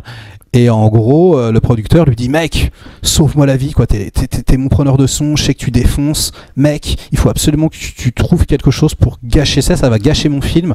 Trouve-moi le meilleur cri que tu peux. Un cri féminin qui fasse que cette scène, elle soit géniale. Et spoiler alerte. Spoiler alerte. Et donc évidemment, ce cri final sera le cri, on va dire, de Nancy Allen, qui, on va dire, d'une certaine façon, qui l'aime. Et puis, voilà, la toute fin du film, donc il enregistre ce cri, le cri de sa mort, de sa vraie mort, qu'il intègre dans ce film de série B pourri. Et le film finit sur lui en train d'écouter les cris comme ça, enfin c'est terrifiant, terrible, très douloureux. Et magnifique, sublime. Je ne sais pas comment expliquer pourquoi ça me touche autant. En tout cas, je trouve ça somptueux. Alors, c'est un film qui a coûté 18 millions de $, donc a coûté 3 fois plus cher que son film précédent. Et malheureusement, il en a rapporté que 13 millions de $. C'est un film qui a fait un bide. Ouais. Et Brian De Palma en a été extrêmement affecté, parce que c'est un film qui lui tenait énormément à cœur. Il y avait beaucoup de lui dans ce film. Et donc il en a été très écœuré. C'est un film qui a été totalement incompris à sa sortie, et qui a été totalement réévalué bien des années plus tard, et qui est devenu un film culte, et qui est devenu presque l'un des meilleurs films de Brian De Palma. Mais comment cela se fait-il ? Eh bien, écoute, en fait, le film est terriblement sombre. Terriblement sombre. Je sais qu'il y a eu beaucoup de friction entre Nancy Allen, le producteur, et Brian De Palma parce qu'ils n'étaient pas d'accord. Un peu comme Tarantino et Tony Scott ont pu ne pas être d'accord sur True Romance, puisque True Romance se finissait par la mort de Clarence. Et Tony Scott lui disait: non mais mec, c'est pas possible, ils en ont trop chié, je peux pas le tuer, c'est pas possible. Et donc ils ont shooté les deux fins. Et Tarantino a vu le cut, a dit ouais, t'as raison, ok, on garde comme ça. Et donc là, en fait, il a pas cédé. C'est-à-dire que Nancy Allen voulait que Travolta sauve la fille, le producteur voulait que Travolta sauve la fille, mais De Palma estimait que c'était pas possible. Et de toute façon, du coup, la fin, ça aurait été quoi? Enfin, je veux dire, du coup, c'est un peu particulier. Et je pense qu'il a eu raison, hein, mais en tout cas, voilà, c'est un film qu'on vendait comme un blockbuster d'été. Alors que c'était un film sombre qui devait sortir plus en automne. Ouais. On misait sur Travolta. Ben voilà. Et c'est ça, il y a eu une confusion dans l'esprit du public, voilà. Je pense, parce que Travolta, il était associé à Grease, voilà. Et à des choses vachement beaucoup plus... Il devait sauver la nana, quoi. Voilà, c'est ça, beaucoup plus positive et tout. Et donc là, on le voit dans un film déprimant, avec une fin tragique. Et mais bon, De Palma, en fait, hein, mais... De Palma, il demande des efforts aux spectateurs. Il les caresse pas dans le sens du poil. Et c'est vrai qu'il traite de sujets un peu sombres, un peu durs. On va arriver sur Outrage un petit peu plus tard, et c'est vrai que parfois t'es un peu, c'est un peu bizarre de l'entendre parler parce qu'il fait oh, le film n'a pas rencontré son public, et puis t'as envie de lui dire ouais mais mec, t'as fait un film quand même hyper dur, hyper sombre, hyper violent, quoi, c'est normal, quoi, à un moment. Mais en tout cas, ces films, ok, ils ont peut-être pas marché à l'époque, mais aujourd'hui ils sont cultes, ils sont reconnus, on les étudie dans les facs de ciné. Enfin, je veux dire, voilà, ce sont devenus de vrais classiques de l'histoire. Et alors, pour terminer sur la technique de mise en scène de Palma sur ce film, il y a justement ce plan de fin. Qui est en contre-plongée sur John Travolta qui tient le corps de Nancy Allen avec le feu d'artifice qui explose derrière. Oui. Et donc ça, on en avait parlé. Vas-y, explique comment ils ont fait ce plan. En fait, ils ont installé tout le monde sur un manège. Ils ont mis un grand fond bleu. Ils ont un petit peu comme le plan de Fury dont je parlais la dernière fois. Ouais. Sauf que là, c'était pas une rétroprojection, c'était un fond vert. Et donc, donc là c'était un fond vert. Hein. Là c'est un fond vert. D'accord, ouais. C'est pas une projection. Non, c'est un fond vert. D'accord. Et donc voilà, les feux d'artifice qui induisent une direction, et puis donc on a l'impression qu'en fait en fait, on a l'impression que le feu d'artifice est partout. Oui, voilà. Parce que la caméra fait un travelling circulaire. Ouais, c'est ce que je voulais dire. Voilà. Et c'était la seule manière. Non, mais parce qu'encore une fois, c'est pas pour faire joli, mais c'était la seule manière pour De Palma de réussir ce plan. Enfin, il pouvait pas le tourner en réel. Il aurait fallu trop de feux d'artifice. Il aurait fallu répéter la scène. En plus, c'est chorégraphié, etc. Donc, oui, ils avaient pas le choix. Il fallait truquer. Et donc c'était la solution la plus économique. Alors je voulais parler d'un dernier truc, pardonne-moi David, une séquence que je trouve absolument exceptionnelle, une idée incroyable. C'est Travolta qui va, en gros, ça fait un peu penser au début de Snake Eyes, hein, puisque c'est un peu la scène dont tout va découler. Donc il va sur un pont, enregistrer des bruits pour un film, et on le voit filmer de face, on voit sa perche filmée, ok, qui planote de gauche à droite, on entend dans le casque qu'il enregistre un crapaud, le bruit de l'eau, etc. Et on voit vraiment le visage de Travolta qui regarde, on voit la perche, on entend les choses, mais on ne les voit pas. Voilà. Et bien plus tard dans le film, quand il reconstitue la vérité, etc., et donc il réécoute, eh bien, au lieu de revoir les mêmes plans, en fait, on voit des plans omniscients un peu, comme si, comme il capte de très près, par exemple, le crapaud, eh ben, on va voir un très très gros plan de crapaud. Donc c'est comme si tu voyais les contre-champs de la scène, mais une demi-heure après, tu vois. Ouais. Alors ça, je trouve ça incroyable comme idée, encore une fois. J'ai rarement vu ça dans un film. Et alors, est-ce que tu sais, pour la petite anecdote, qui est le doubleur de John Travolta pour la VF ? Eh bien, c'est notre GG national. C'est ça, Gérard Depardieu. Ouais. Et alors, est-ce que tu savais que c'était à la demande de John Travolta que Gérard Depardieu s'est retrouvé à le doubler? Ils étaient copains, et c'est John Travolta qui a voulu que ce soit Depardieu qui le double pour ce film. Ça, je savais pas. Voilà, et je trouve que le doublage est vachement bien. Et oui, je voulais finir, pardonne-moi David, hein, mais peut-être... Pardonne, vas-y. Peut-être que ce film, encore une fois je pose la question, peut-être que c'est le plus beau score, la plus belle BO de toute l'histoire du cinéma, Pino Donaggio au top. Je sais que De Palma a choisi Pino Donaggio, enfin c'est Pino Donaggio qui le dit, d'ailleurs il dit De Palma m'a choisi parce que comme Bernard Herrmann, moi j'étais un compositeur qui venait du violon, alors que la plupart des compositeurs viennent du piano, et il trouvait qu'on avait la même utilisation des violons. Et je vais juste dire un truc sur Pino Donaggio qui est très intéressant. Il dit un truc, voilà, pour résumer Pino Donaggio, il dit moi je ne peux pas écrire de la musique pour accompagner des trucs que je ne connais pas. C'est-à-dire que par exemple, il y a des mecs qui vont faire allez, musique de suspense, musique de comédie, puis après on va aller chercher t'as une musique de comédie, puis ouais tiens j'ai ça, c'est sympa, etc. Pino il dit c'est impossible, il faut que j'ai vu le film, il faut que je regarde, il faut que je m'imprègne, il faut que je fasse les choses. Donc il compose vraiment spécifiquement pour les images, et surtout il dit la tradition italienne c'est de ne pas du tout faire de musique d'accompagnement, mais de développer une mélodie, c'est-à-dire vraiment quelque chose que tu reconnais, qui t'imprègne vraiment et que tu retiens. Ce qui n'est plus vraiment le cas aujourd'hui. On a beaucoup de musique de moins en moins. Ouais. Tu vois, des musiques qui accompagnent et plus d'atmosphère que de thèmes qu'on retient. Il dit voilà, il dit la tradition italienne c'est vraiment la mélodie, il faut qu'on retienne. Ouais. Bah oui, John Williams. Hein. Et l'utilisation des violons qui est selon lui très proche de Bernard Herrmann.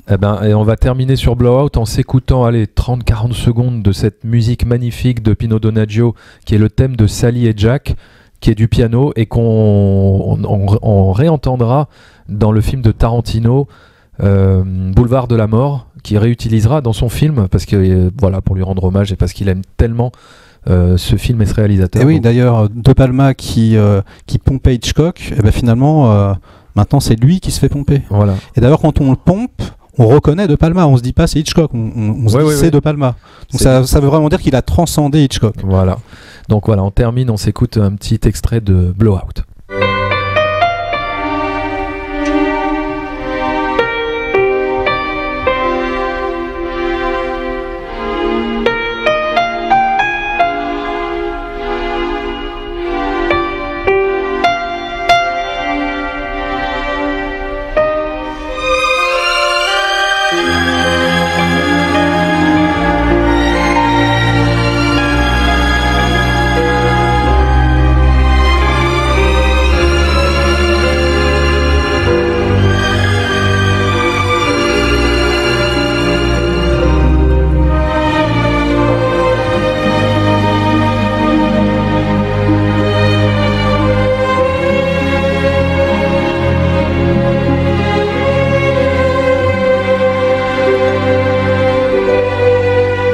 Maintenant, nous passons au film suivant, qui est peut-être le film le plus connu de toute la carrière de Brian De Palma, et qui est bien évidemment le chef-d'œuvre Scarface, réalisé en 1983, scénarisé par un certain Oliver Stone. Parfaitement. Ce n'était pas la première fois qu'Oliver Stone scénarisait un très grand film, puisqu'il avait déjà scénarisé le chef-d'œuvre absolu de Alan Parker, j'ai bien nommé Midnight Express.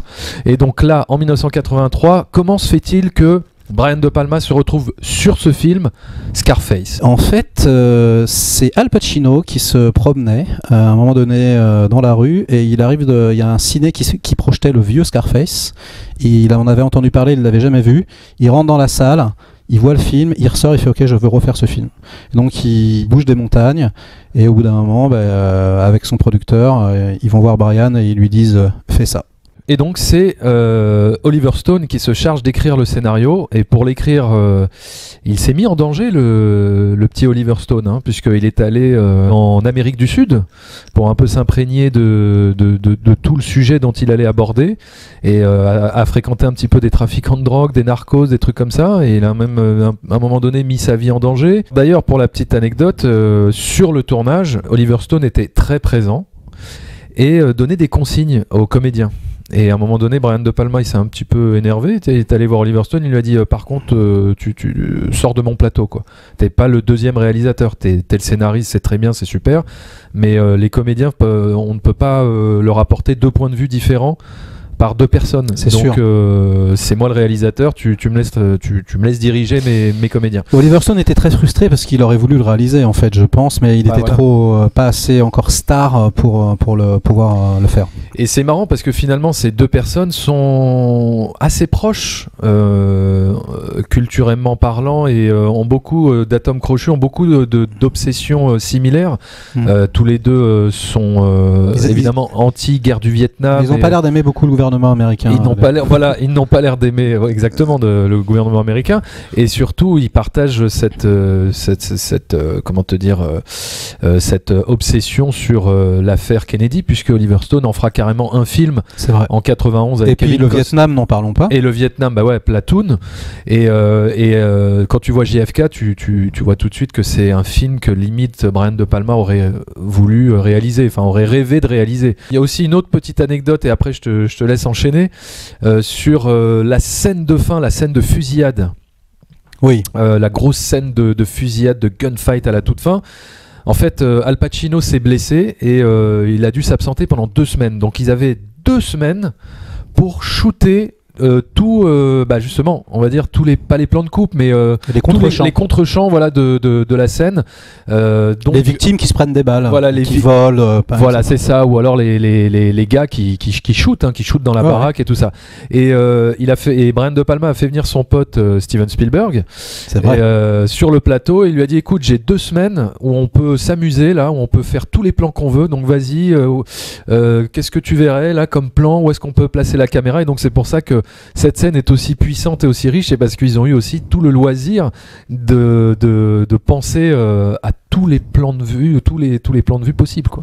Oui, et je pense que c'est aussi pour ça que la scène en fait, c'est une scène où tu as l'impression qu'effectivement les méchants arrivent par rafale, que ça s'arrête jamais et qu'il y en a plein, et s'ils avaient eu le temps, ça aurait pas été autant un massacre, je pense. Et d'ailleurs, pour les connaisseurs, moi je trouve que cette scène, graphiquement, avec les explosions, ça fait vraiment penser à le Syndicat du crime 2 de John Woo et Une balle dans la tête, avec ces petites poussières. On a vraiment l'impression de voir un film de John Woo parfois, de cette période-là. Ouais. C'est assez marrant. Et d'ailleurs, il y a un gunfight très très ouillant, et qui d'ailleurs est un chef-d'œuvre, hein. Un des meilleurs gunfights pour moi, c'est le fameux plan le gunfight avec le Lando dans Les Incorruptibles. On y reviendra tout à l'heure. Ouais. Mais parfois, il y a des petits côtés, comme il y a le ralenti, il y a des petits côtés ouillants agréables. J'adore. Alors, ce film a coûté 25 millions de dollars et en a rapporté 45. Alors c'est bien, on va dire que le film est rentré dans ses frais, il a fait un peu de bénéfices, mais ça n'a pas été le carton absolu comme on pourrait se l'imaginer aujourd'hui. Quand on pense à Scarface, on se dit ce film, a fait 200 millions de dollars sur le sol américain, c'est pas possible autrement. Et en vérité, non, il n'a rapporté que 45 millions de dollars. C'est assez hallucinant. Encore une fois, Brian De Palma n'arrive pas à conquérir le public. Qu'est-ce que ça veut dire? Non, mais c'est-à-dire qu'il y arrive, mais sur la longueur. Parce sur que la longueur, le film est venu culte. Je me rappelle, moi, que les gens, une fois qu'ils l'avaient en vidéo, ils usaient jusqu'à la corde, que tout le monde se rappelle des répliques par cœur. Enfin, je veux dire, c'était culte de chez culte. Moi qui écoute un petit peu de rap, dans le milieu du rap, mais laisse tomber. Les mecs s'appellent Tony, Manny. Ils ont même pas besoin d'expliquer ce que c'est, quoi. On comprend instantanément. C'est imprégné, quoi. Oui, c'est c'était culte. Enfin, je sais pas combien de gens effectifs ont vu Scarface. À mon avis, un sacré paquet. Hein. C'est un film qui est très politique parce que ça se passait à l'époque. C'est-à-dire que vraiment les camps comme ça, tu sais, le film commence avec un camp de réfugiés cubains. Donc le film commence avec donc ce plan sous l'autoroute avec un camp de réfugiés cubains, et en fait c'était le cas à l'époque. C'est-à-dire que c'est vraiment ce qui se passait. Et on essayait vraiment c'est comme les SDF à Paris, quoi. Non, ça n'existe pas. Là, c'est un peu pareil. Et du coup, là, c'est pareil. Le public aussi se prenait pour la première fois.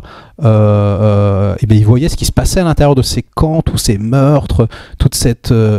Et donc, c'était très, une charge politique très forte pour l'époque. Donc, je pense que déjà, et ça, c'était l'idée de génie du scénario, hein, parce que dans le remake, c'est pas du tout, dans l'original, c'est pas du tout ça. Hein. Le personnage, il est d'origine, je crois, fois italienne, mais en tout cas, il est américain. Alors que là, de faire du héros quelqu'un qui veut vivre justement le rêve américain à tout prix, et en gros le film c'est ça, hein, le monde est à vous, lui il dit même si le monde n'est pas à moi, fuck, moi je le prends, le monde il sera à moi, je le prends par les couilles quoi. Et c'est pour ça que ce film est si populaire, je pense, parce que tout le monde rêve, on a tous en nous un peu de rêve américain quelque part quoi. Et donc, on peut aussi voir le film comme une charge contre le capitalisme, puisque c'est ce que le film nous montre à travers le parcours de Tony Montana. Complètement, comme d'habitude, hein, comme son frère. Hein. C'est quelqu'un de brillant, d'intelligent qui monte et qui explose en plein vol. Voilà, on assiste à sa déchéance et au fait qu'il se fasse bouffer par ses propres obsessions. Finalement, c'est lui qui se détruit tout seul. Il trahit son seul code moral, à savoir ne jamais goûter sa propre marchandise. Ouais. Et à partir de ce moment-là, il s'enfonce dans la jalousie, il s'entoure d'artifices. Et quelqu'un disait un truc super intéressant, il disait le luxe, c'est ce qui pervertit le plus, quoi. Ça pervertit plus que la guerre. Et c'est ça en fait. Le luxe pervertit Tony Montana et le tue. Il se tue tout seul en fait. Et d'ailleurs Oliver Stone dit ça, il dit que c'était ce qu'il voulait faire. Parce qu'à la fin de Scarface, l'original, c'est pareil, il supplie un peu, il se fait tuer par les flics, alors que là non, là il voulait que Scarface s'auto-détruise. Et est-ce que tu savais que le film n'avait pas été tourné à Miami, là où il est censé se passer, mais il a été tourné à Los Angeles parce qu'ils n'ont pas pu tourner en Floride. En fait, ils ont tourné à Miami un petit peu, quelques semaines, et effectivement, comme les gens voulaient pas de cette image-là pour leur communauté, il y a eu des menaces carrément, donc ils étaient obligés d'aller à Los Angeles, un petit peu partout, en Floride, etc. Et donc oui, ils ont reconstitué un peu, et il y avait, ça s'est calmé après. Mais même l'acteur, comment il s'appelle, c'est le grand machin qui joue Manny, le copain de... Ah oui, j'oublie à chaque fois son nom, mais c'est l'acteur qui joue dans Breaking Bad, dans la série Breaking Bad, qui fait... Voilà, on retrouvera tout à l'heure, mais en tout cas, lui, c'est pareil, il était vraiment d'origine cubaine, et donc il y avait plein de potes qui lui disaient « Mec, tu peux pas faire ça, tu peux pas jouer dans un film comme ça », il disait « Calmos, c'est un film, les gars, c'est un film hollywoodien, haut en couleur ». Laissez-moi faire mon travail, soyez contents pour moi, c'est ce qu'il raconte, hein. Et c'est un peu tendu, un petit peu tendu. Alors aussi un truc qui est un truc dont on se rappelle forcément dans le film, c'est le premier massacre à la tronçonneuse, quelque chose d'extrêmement violent, en tout cas dans la tête du spectateur, parce que en fait effectivement c'est comme la scène de Psychose, c'est-à-dire qu'on ne voit rien. On voit la tête de Al Pacino, on voit un tout petit peu de sang sur l'œil de son ami, mais on ne voit rien. En fait, c'est vraiment le son. Ça fait un petit peu penser à l'oreille coupée dans Reservoir Dogs d'une certaine façon. C'est-à-dire des plans qui nous marquent. On a l'impression que ce sont. On a l'impression d'avoir vu graphiquement quelque chose de très violent, alors qu'en fait, c'est juste la suggestion qui rend les choses encore pires. Mais c'est ce qu'il a eu d'ailleurs. Il a eu encore des problèmes avec la censure qui lui a demandé de couper. Je vais y venir après. Alors vas-y, ouais. Et du coup, cette scène, il disait, j'ai commencé avec une scène extrêmement violente comme ça, pour que tout le monde... Il dit, si tu commences le film avec un truc, boum, extrêmement violent, après, tu peux te permettre d'avoir juste des petites touches comme ça, et ça sera super. Mais il fallait commencer vraiment par ça pour montrer dans l'univers dans lequel ils évoluaient, et surtout que c'était une violence extrêmement nouvelle et différente. Aujourd'hui on est habitué, mais les cartels, c'était pas la mafia quoi. Les mecs se faisaient pendre par les pieds, couper, parce qu'en fait par exemple la scène c'est des vraies scènes, hein. C'est-à-dire que ce sont des... Oliver Stone explique ça, tout ce qu'il y a dans le film c'est tiré de rapports de police quoi. Donc t'es là, c'est un peu flippant quand même, hein. Et à l'époque c'était une vague de violence jamais vue, et Brian De Palma a dit ça, mais les mecs, le film devait être violent, c'était violent, et donc c'est justement pour ça qu'il a voulu traiter de ce film. Il voulait traiter en fait, c'était une nouvelle approche du film de gangster, c'était pas mafieux, c'était les cartels, on n'avait jamais vu ça avant. Et voilà, c'est comme Sicario quoi, tu sais, les gens pendus par les pieds là. Alors le film est accompagné d'une musique légendaire, la musique de Giorgio Moroder. Voilà. Pourquoi il a pris ce compositeur Alors il le dit, c'est Giorgio Moroder qui explique, c'est l'italo disco, c'était très à la mode, et surtout c'est de la musique à cocaïne. tout le monde dans les clubs écoutait cette musique et tout le monde prenait de la coke dessus. Et comme c'est un film quand même sur un trafiquant de cocaïne, ben voilà, il a pris très exubérant. C'est ce qu'il voulait d'ailleurs, hein, Brian De Palma, quand avant de se lancer dans le projet de Scarface, il disait je veux pas faire un film de mafia comme Le Parrain ou comme tous ces films qui se passent à New York avec des images très comment te dire, une lumière assez sombre comme dans Le Parrain, tu vois, avec des contrastes très poussés. Il voulait faire un film très colorful, tu vois, très coloré, Miami, l'exubérance superficielle, non mais presque dépeindre un monde de beauf, quoi. Ouais, c'est John Alonso la photo. John Alonso, voilà, avec des couleurs très criardes et tout. Voilà, et d'ailleurs, il dit ça, effectivement, il dit que c'est le chef-op qui dit ça, il dit que De Palma est arrivé, il lui a dit tu vas me faire des images extrêmement belles et chatoyantes, et on va mettre de la violence à l'intérieur. Exact. Ah bah c'est exactement. Et alors pour la censure, en fait, ce qui s'est passé, c'est assez marrant. Donc ils ont vu le film, ils ont fait c'est pas possible, ça peut pas sortir comme ça. Donc il s'est fait classer X. Ensuite, il a fait un nouveau montage, il s'est fait classer X. Il a fait un troisième montage, il s'est fait classer X. Donc au bout d'un moment, il disait non mais vous pouvez pas tuer le clown comme ça parce qu'il y avait un clown qui se prenait une balle. Et donc De Palma, en fait, il a fait non mais c'est pas possible. Moi je vous préviens, en fait je coupe plus rien. Donc vous vous démerdez, mais moi j'enlève rien de mon film, ça suffit. Et donc ils sont allés plaider la cause avec le prod devant les mecs et ils ont gagné. Je crois 18-2 parce qu'ils ont vraiment très bien défendu leur cause. Et voilà, parce qu'ils ont dit c'est quelque chose de politique, etc. Et puis ça montre que justement ces gars-là, ça finit mal, parce que le film finit mal quand même. Donc c'est moral, etc. Voilà. Une morale qui n'a peut-être pas été... Donc ils ont fait le vote, ils ont pu sortir le film. Ouais.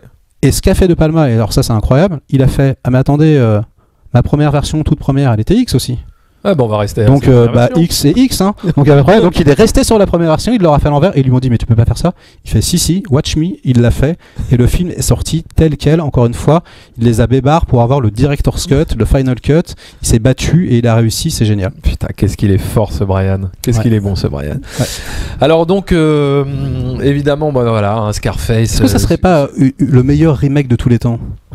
Ah, est-ce que ce serait pas le meilleur remake? On oublie que c'est un remake, mec. Oui, c'est vrai, parce que l'autre datait des années 40. Ouais. C'était très vieux. Il y a The Thing quand même aussi de John Carpenter, qui est un remake. Et qui est un chef-d'œuvre. La Mouche, même La Mouche, c'est un remake. C'est vrai, la Mouche Noire, j'avais vu l'original. La Mouche Noire, j'ai pas vu l'original. Ah, mais oui, clairement, Scarface, c'est tellement une relecture du mythe et une relecture de cette histoire qui s'est totalement rappropriée que oui, on pourrait le qualifier de faire partie en tout cas des meilleurs remakes de tous les temps. Donc, j'ai envie de passer au film suivant. Allons-y. Scarface. C'est fait. Le film suivant, c'est un film qui est sorti en 1984, il me semble, et qui s'appelle Body Double. Et là, on est dans un budget, et donc voilà, attention, le disque se casse la gueule. Et là, on est dans un budget beaucoup plus modeste, puisqu'on est à 10 millions de dollars. C'est un film, c'est un plus petit film. Et donc là, Brian De Palma revient, on va dire, à ses obsessions premières et à sa fascination pour Alfred Hitchcock pour faire un mélange de deux films, à savoir Sueur froide et Fenêtre sur cour, puisque on va suivre l'histoire d'un acteur qui va observer depuis son appartement, enfin l'appartement qu'un ami va lui prêter, il va observer depuis sa fenêtre une nana qui se dévêtit, qui danse un petit peu comme ça dans sa chambre. Oui, effectivement, tu as raison, c'est un film qui revient un peu aux premiers amours et qui est un peu encore... en fait, c'est un peu son ultime film Hitchcockien, où je veux dire vraiment où il réutilise les thèmes vraiment d'Hitchcock intrinsèquement dans le scénario, parce qu'il reste des figures Hitchcockiennes tout le temps, mais en tout cas... Oui, mais le plus... Ouais, je vois ce que tu veux dire, de façon le plus voyante, quoi. Voilà, il le fera... il le fera plus trop. Il le fera plus trop, passion un peu, tu vois, mais bon, voilà. Ouais. C'est vraiment un peu son dernier grand film Hitchcockien, on va dire ça. Moi, c'est un de mes préférés de Brian De Palma. Je trouve que c'est un chef-d'œuvre, encore une fois. Je trouve que c'est incroyable. Alors déjà, le film commence. Il voulait sublimer le corps des femmes, ça va te plaire, ça. Hein. Et donc, c'est la première fois, dit le producteur, qu'il a vu ça dans toute l'histoire d'Hollywood, il l'a plus jamais revu. En fait, ils ont fait un casting de directeurs photo. De Palma, il est arrivé, ils ont choisi 3 directeurs photo, ils leur ont filé tout le matos, ils leur ont dit ok, c'est bon, vous faites ce que vous voulez, vous avez carte blanche, mais maintenant vous magnifiez le corps de cette meuf. Et quand Brian De Palma a vu donc la photo de Stephen Borum, il a dit ok, toi c'est bon, je te prends. et ils ont collaboré après pendant excessivement de films. Et la photo est magnifique, les femmes sont magnifiques. Il y a c'est très sensuel, très diffus.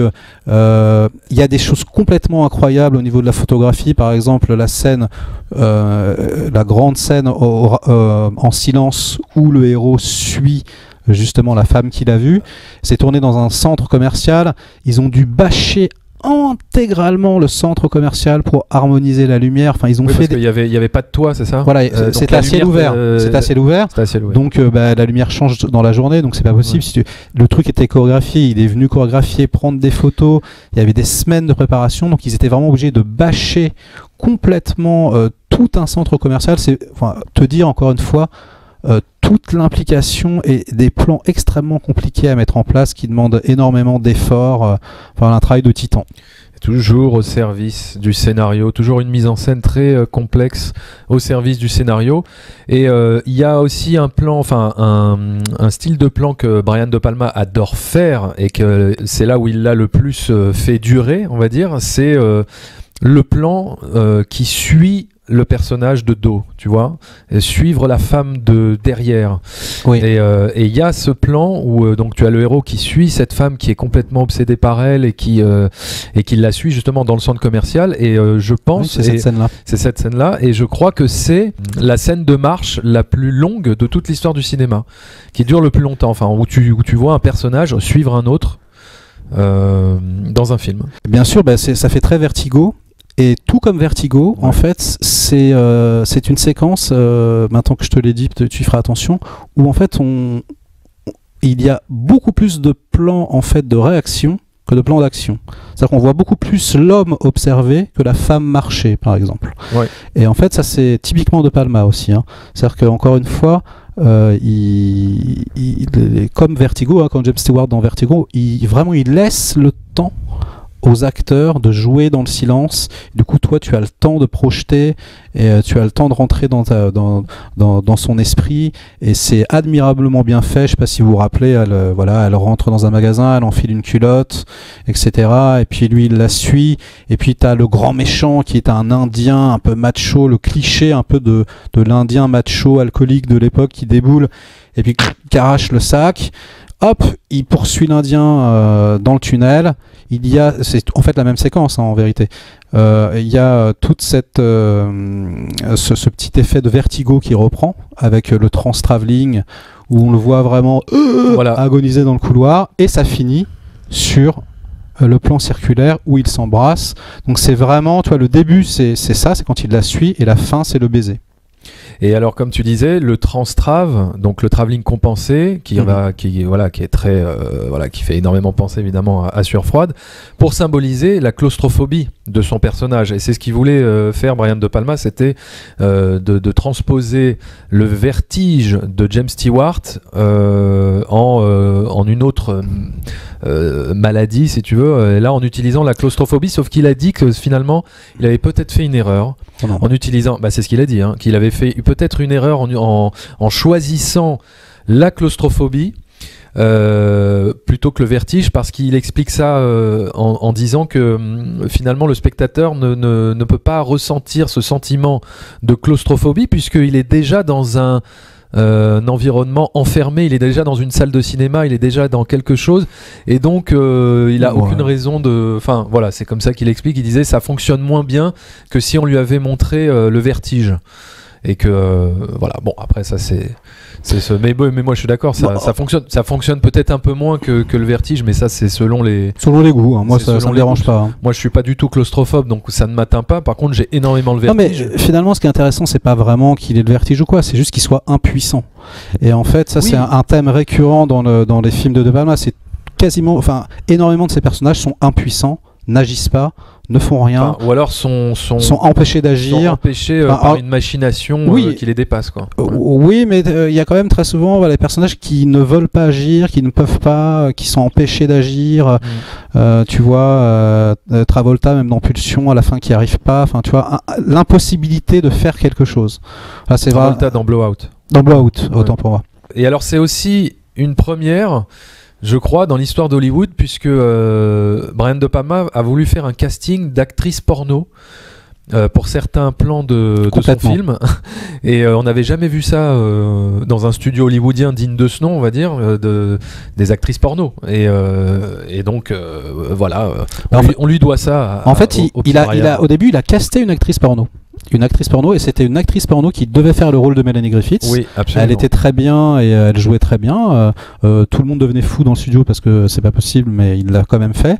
Mais en revanche, il disait, on a commencé à la filmer et elle jouait très mal. Non, elle jouait très bien, il n'y avait pas de problème. En fait, elle n'arrivait pas à simuler le désir.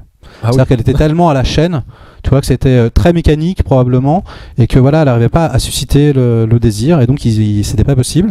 Et donc ils ont pris Melanie Griffiths, qui est en plus la fille de Tippi Hedren, voilà, qui est l'actrice hitchcockienne. Voilà, donc on a un peu les oiseaux aussi. Hein. Voilà, les oiseaux et pas de printemps pour Marnie. Exactement. Voilà. Alors, on n'a même pas raconté encore une fois de quoi ça parlait. On raconte toujours à la fin.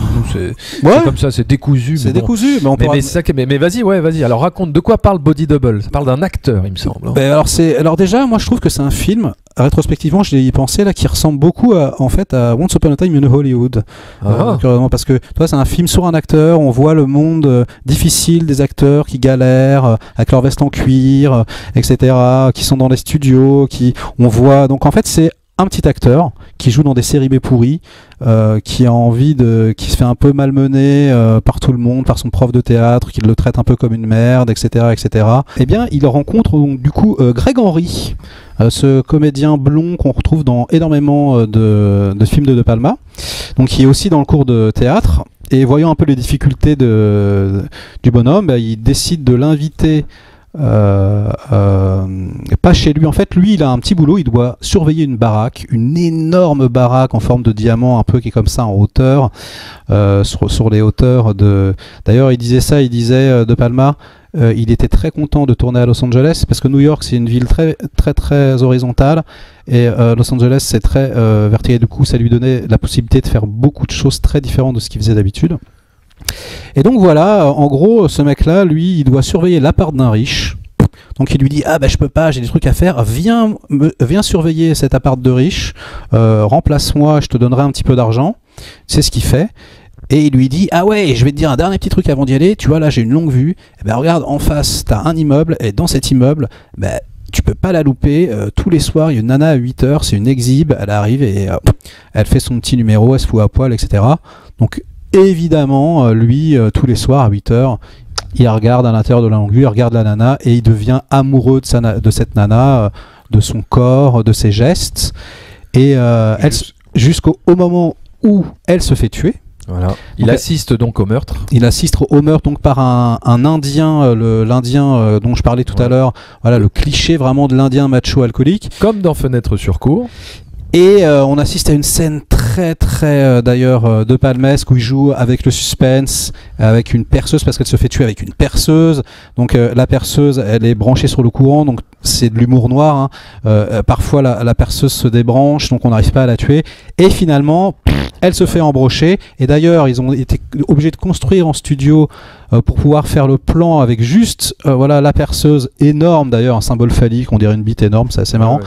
Et en fait c'est pareil, la scène n'est pas extrêmement violente, il y a juste un trou dans le plafond avec du sang qui coule, il n'y a jamais la perceuse mais tout le monde est sûr et certain d'avoir vu la perceuse rentrer dans la chair, etc. Et tout ça, ouais. L'art de la suggestion, encore une fois. C'est ça, et il avait pris la plus grande mèche possible pour faire cette scène. Exactement.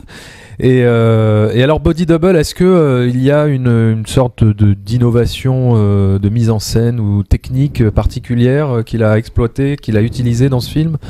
Écoute, on va dire que dans ce film, il réutilise avec brio ce qu'il a déjà mis en place, mais voilà, on va dire que la séquence dont on parlait tout à l'heure, donc c'est-à-dire du centre commercial. C'est quand même une de ses plus belles séquences dans le silence. Elle est magnifique, chorégraphiée du début à la fin dans un lieu extrêmement complexe. Je t'en prie, mais il faut absolument revoir cette scène, c'est magnifique. Encore une fois accompagné par la musique de Pino Donaggio. Body Double, excellent film, encore une fois, de Brian De Palma. Malheureusement, il n'a pas marché. Il n'a rapporté que 8 millions de dollars. Il en a coûté 10. Donc il en a pas coûté beaucoup, mais il en a pas rapporté beaucoup. Certains disent que, d'ailleurs moi j'ai entendu que ça fait presque un peu téléfilm sur M6, qu'il y a un petit peu, mais bon c'est quand même c'est normal, ça téléfilm sur M6 de luxe. Ça parle de l'univers du porno, donc c'est un peu vulgaire. Là, c'est fait exprès. Il y a des idées géniales. Il y a le clip de Frankie's Goes to Hollywood qui est incrusté dans le film. Ouais. Et puis l'idée géniale, spoiler aussi, c'est pareil pour un giallo ou pour un thriller. L'important quand même, c'est de pas deviner qui est l'assassin. Et là, c'est pareil, on ne peut absolument pas deviner qui est l'assassin, alors qu'on le voit en gros plan pendant tout le film. Et à la fin, on se rend compte de la supercherie. Ouais, c'est une supercherie à la Mission Impossible, puisqu'il enlève son visage. Donc c'était déjà les prémices. Il s'était déjà écit qu'il devait faire un Mission Impossible. Énorme. Complètement. Et alors, dernière anecdote, complètement dingue, c'est-à-dire qu'ils sont allés... ils voulaient shooter une scène, tu sais, avec l'aqueduc. Oui, à la fin, oui. À la fin. Et en fait, ils se sont rendus compte qu'il fallait des milliers de luminaires pour éclairer cette scène. Donc, ils ont décidé de reconstruire en studio. Ils ont tourné quelques plans là-bas et après, ils ont fait le reste en studio. Et en fait, ils devaient faire couler de l'eau, ou je sais plus exactement, mais donc, dans le studio, ils ont pris des marteaux-piqueurs et un peu à la Orson Welles, ils ont creusé, ils ont fait un trou dans le studio. Personne n'a jamais vu ça dans le studio, plus personne n'a jamais vu ça. Enfin voilà, tu vois comment c'est un studio de tournage, quoi. C'est comme si t'arrivais et que tu faisais un trou à l'intérieur. Enfin, oui, ça ne se fait pas. Enfin, ça s'est jamais fait, quoi. Voilà, donc c'est encore une fois le jusqu'au boutiste pour avoir un plan, le plan qu'il voulait. Enfin, c'est incroyable. Body Double, voilà, on était en 84 et maintenant on passe à un autre film, un navet. Qui s'appelle The Wise Guy en anglais et qui s'appelle Mafia Salad en français. Alors pour moi c'est un navet, enfin en tout cas c'est un film raté, totalement raté. Alors c'est une comédie, voilà, donc on va dire que De Palma, voilà, il sort d'un petit échec avec Body Double, il a peut-être envie de se reposer. Il avait énormément envie de travailler avec Danny DeVito, et donc de faire une comédie avec lui. Donc là, voilà, il revient, il revient véritablement à ses tout premiers amours où il a démarré en faisant un petit peu des comédies, Brian. Et il fait ça, voilà, il essaye de faire une parodie du monde de la mafia à New York et je trouve que ça ne marche pas très bien, on dirait presque un film fauché. Alors je sais qu'il y a eu des gros problèmes de production pendant le film, que les producteurs initiaux du film ont jarté, ont été remplacés par d'autres personnes qui n'avaient aucune envie de produire ce film et qui ont été obligés d'aller jusqu'au bout puisqu'il avait été entamé. Donc bon, il y a eu des rapports très compliqués, mais même si tout s'était bien passé, je suis pas sûr que le résultat aurait été extraordinaire.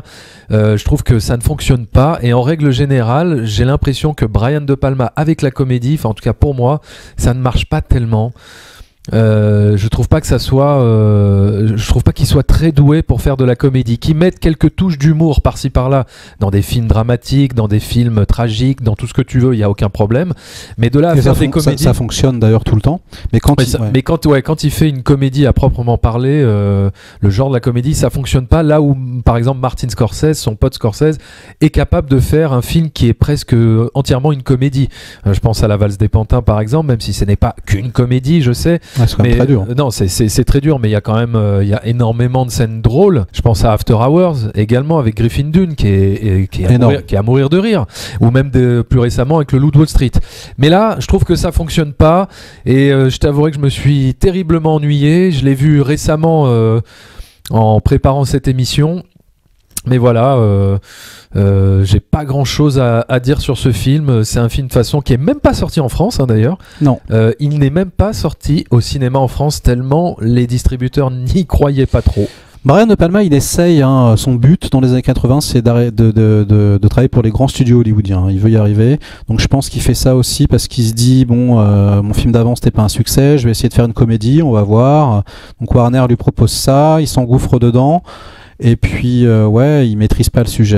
Le scénario n'est pas très bon. Les acteurs, ça cabotine à mort. La musique est pas bonne. Non, mais on pourrait presque voilà, pas croire que c'est un film de De Palma. Le seul truc qui est marrant, c'est au début, t'as De Vito qui imite De Niro dans Taxi Driver. Dans Taxi qui Driver. se regarde dans la glace, ouais. Voilà, mais c'est vrai que et De Palma le dit lui-même, c'est un film que j'ai raté. Donc voilà, il a tenté, il a raté, ça lui arrive pas souvent. Et peut-être qu'il voulait, il se disait bon allez, un petit film de gangster, je vais m'essayer à la comédie avant de faire un vrai film de gangster. Ah ouais, pas mal pour transitionner sur le prochain film. Mais avant, on peut juste rappeler vite fait de quoi parle Mafia Salade. Quel titre fantastique, ouais, Mafia Salade. Rien que tu entends ce titre, t'as envie d'aller voir le film. Non, Mafia Salade, ça suit deux gangsters qui sont complètement has-been. Tout le monde se fout de leur gueule. Et à un moment donné... ils vont se retrouver à saisir une opportunité pour voler de l'argent de leur patron. Non, en gros, c'est un peu comme Psychose d'ailleurs. C'est-à-dire que leur patron leur donne de la thune pour aller jouer un pari. En fait, ils ne le jouent pas ou perdent de l'argent. Et du coup, tout le monde veut les buter. Voilà. J'ai pas trop envie d'en parler. Ça me fait un peu mal. C'est vrai que c'est un peu grossier. C'est pas drôle du tout, ça marche pas. Non, ça marche pas. C'est triste, c'est triste. Voilà. Passons à autre chose. Passons à autre chose. À un autre chef-d'œuvre là pour le coup, qui est évidemment Les Incorruptibles. Les Incorruptibles, sorti en 1987. Parfaitement. 1987 et là il va bénéficier de quelque chose d'extraordinaire. Brian De Palma, il va bénéficier du compositeur légendaire et iconique Ennio Morricone, le compositeur attitré de Sergio Leone. Voilà, Ennio Morricone qui va tout simplement composer un chef-d'œuvre. Un chef-d'œuvre. C'est la première fois que. Alors moi je crois que c'est moi je crois que c'est mon score musical préféré de l'histoire. Ouais, carrément. C'est la musique de l'histoire des musiques de films. Je me rappelle très bien la première fois que j'ai vu le film. C'était mon père qui avait enregistré ça en VHS. Je me dis tiens, non mais, incroyable, phénoménal. Musique, et puis pas que ces thèmes-là, les thèmes de famille. Tout est sublime. C'est incroyable. Eh bien, regarde, tu sais quoi, pour démarrer sur Les Incorruptibles, on va d'abord s'écouter un morceau, moi, que j'adore, c'est le morceau que j'aime le plus de toute la BO des Incorruptibles, c'est le morceau qui s'appelle Ness and His Family. Et c'est mon morceau préféré. Voilà, écoutons quelques secondes de ce bijou musical. Je vais pleurer.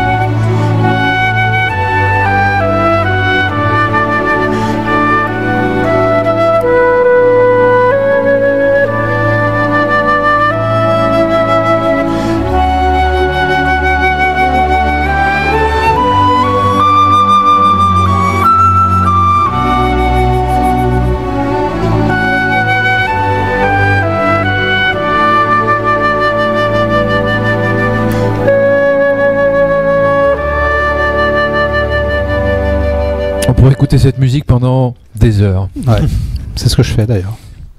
Alors, Les Incorruptibles.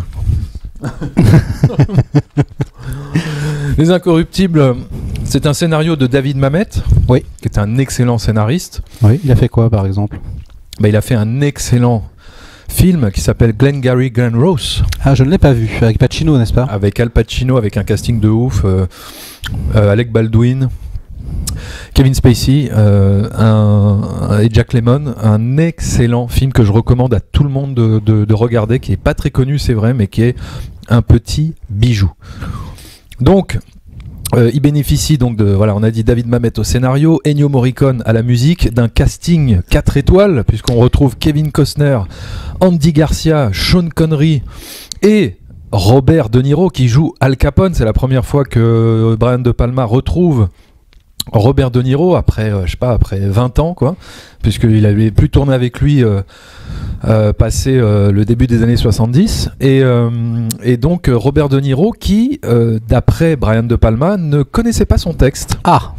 Non, il ne connaissait pas son texte et du coup Brian était obligé d'aller le voir en loge et de lui faire répéter son texte pour qu'il le mémorise bien.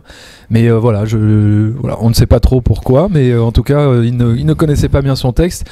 Mais par contre, encore une fois, il s'est totalement imprégné, enfin il s'est totalement fondu dans le rôle d'Al Capone à tel point qu'il portait même les caleçons. Les fameux caleçons d'Al Capone, bon bien sûr qu'on ne voit pas à l'écran, mais qui participaient à le rendre totalement, enfin tu vois, à se transformer totalement dans le personnage, quoi. Ouais, il s'est rasé le haut du crâne. Il s'est rasé le haut du crâne, exactement. Ouais. Et donc Les Incorruptibles, de quoi ça parle finalement, Les Incorruptibles? Écoute, déjà Les Incorruptibles, De Palma le dit lui-même, hein, lui il voulait faire un film hollywoodien, ça faisait deux films qui n'avaient pas du tout de succès, il voulait vraiment lui avoir un gros carton, donc il recherchait vraiment un projet commercial, et donc on lui a proposé ça, il a lu, il a trouvé ça super, il a accepté de le faire. C'est le genre de projet qu'adorent les studios parce que eux ils avaient déjà les droits de la série et c'était une série extrêmement populaire. Donc pour eux il n'y avait pas besoin de stars. Et finalement, parce que tu dis casting 4 étoiles, mais finalement c'est aujourd'hui le casting 4 étoiles parce que personne connaissait Kevin Costner. Oui. Andy Garcia, je t'en parle même pas. Et finalement la seule star c'était Sean Connery et De Niro, mais qui jouait pas beaucoup dans le film, quoi. Exactement. Et d'ailleurs pour l'anecdote, c'est Steven Spielberg qui a conseillé à De Palma de prendre Kevin Costner parce que comme tu dis il n'était pas très connu à l'époque, mais il avait joué dans un épisode de la série Histoire Fantastique, un épisode réalisé par Spielberg, et il avait tout de suite décelé le potentiel de l'acteur et il avait dit prends cet acteur, il va aller très loin. Il est très bon, charismatique, on a tout de suite de l'empathie pour lui, ça va fonctionner du tonnerre, prends-le. Et il a bien fait de l'écouter parce que ça paye énormément dans le film. Et alors c'est un film qui a coûté 25 millions de dollars, donc à peu près le même budget que Scarface, un budget on va dire conséquent, et ça a été un gros carton puisque le film a rapporté 75 millions de dollars aux États-Unis et a fait 2,5 millions d'entrées en France. Donc voilà, c'est un film qui a très très bien marché et qui fait partie des plus gros succès de Palma dans toute sa filmographie. Alors c'est De Palma. Oui, de quoi parle, excuse-moi. Non, mais j'avais pas fini, excuse-moi, je t'en prie. C'est De Palma qui a imposé De Niro, en fait, parce que le studio, donc, vu que c'est un projet déjà très connu, ils n'avaient pas besoin de stars. Ils voulaient pas mettre du pognon pour des stars. Et donc, ils voulaient prendre Bob Hoskins, absolument, qui a d'ailleurs fait beaucoup de répétitions, etc., etc. Mais en fait, De Palma, comme à son habitude, il allait voir. En fait, De Niro demandait 1 million de dollars. Le studio voulait pas payer, et donc il y avait des réunions tous les jours. Et au bout d'un moment, De Palma s'est levé, il a fait écoutez, vous savez ce que je vais vous dire quelque chose. Il a fait est-ce que tout le monde peut sortir? Et le producteur, il avait jamais vu ça. Donc il s'est approché du producteur, il lui a dit écoute, moi, je ne peux pas faire le film si tu m'enlèves 1 million de dollars. Je ne peux pas le faire. Je veux De Niro, et sinon je ne pourrais pas le faire. Et donc il a négocié, il a eu son 1 million de dollars, il a fait le film, et De Niro, il fait il est exceptionnel. Chaque apparition est... Et d'ailleurs il dit un truc très intéressant, il dit ça faisait longtemps que j'avais pas travaillé avec De Niro, depuis des années, et en fait sur ce film là, des années après, je me suis rendu compte de quelque chose. Je me suis rendu compte que De Niro était tellement bon et tellement subtil que je ne voyais pas les changements de jeu quand je filmais. Il disait ça se voyait que à l'écran, tellement c'était subtil, etc. Et quand il tournait les différentes prises, il disait mais attends, elle est différente, j'ai fait la même. Et après quand il voyait le jeu de De Niro, et voilà, il dit je me suis rendu compte de ça, je me suis rendu compte que De Niro a un jeu tellement subtil que ça ne se voit pas au tournage. Incroyable. Incroyable. Et alors il raconte quoi ce film Les Incorruptibles? C'est l'histoire de Elliot Ness. Déjà, c'est à Chicago, encore une autre ville pour De Palma. Il aime bien changer de décor. C'est pendant les années 30. C'est un film sur la prohibition. Donc, on essaie de Elliot Ness qui traque Al Capone. Donc, Al Capone qui est vraiment le roi soleil, qui est vraiment le chef de Chicago, un peu le maire de Chicago, qui a tout le monde dans sa poche, les journalistes, la police, qui fait parfaitement ce qu'il veut. Et d'ailleurs, cette scène est symbolisée dès le départ dans quelque chose qui est assez nouveau chez De Palma quand même, c'est les très fortes plongées. Avec des séquences qui sont filmées du plafond vraiment très longtemps. Donc ça commence sur De Niro qui se fait raser. Et en fait, c'est Al Capone qui est en train de se faire raser. Et tout autour de lui, tout le monde attend comme ça. Tous les journalistes, voilà, tout le monde attend gentiment comme un petit chien. Et on a instantanément compris avec ce plan d'ouverture quels sont les enjeux du film, qui est le big boss, quoi. Le big boss, le maire de la ville. Et voilà, il est très craint, très respecté. Voilà. Et donc finalement Les Incorruptibles, ça raconte l'histoire d'un personnage moral qui va devoir prendre des chemins de traverse, qui va devoir contourner son éthique, sa morale pour arrêter quelqu'un de corrompu. Lui qui est très droit, tu vois, Elliot Ness, et c'est ça, c'est-à-dire que dans un système corrompu, il faut finalement le devenir pour l'empêcher, tu vois, de continuer d'exister. Oui, en fait, c'est un film très actuel. Tu as parfaitement raison. C'est-à-dire que vraiment, souvent, on entend les gens dire mais on peut plus rien dire, mais on peut plus rien faire, etc.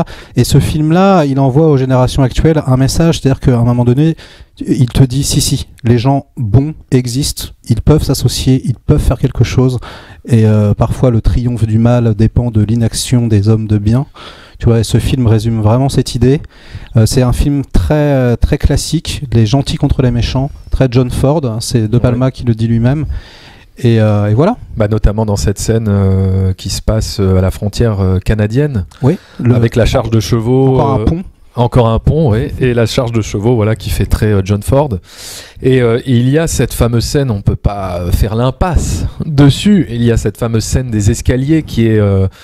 encore une fois une relecture d'un film qui a marqué la cinéphilie de Brian De Palma, qui est Le Cuirassé Potemkin. Exactement. Où là il reprend le concept du landau pour installer tout son suspense, mais c'était pas du tout ce qui était prévu de faire une scène dans un escalier au départ. Non, pas du tout. Il devait y avoir une scène de poursuite entre deux trains et deux trains d'époque qui se rentraient dedans. Ça coûtait beaucoup trop cher. Ils n'arrivaient pas à trouver des trains d'époque. Donc De Palma, il a fait non, c'est pas grave. Trouvez-moi une gare, trouvez-moi des escaliers. Je vais shooter un truc.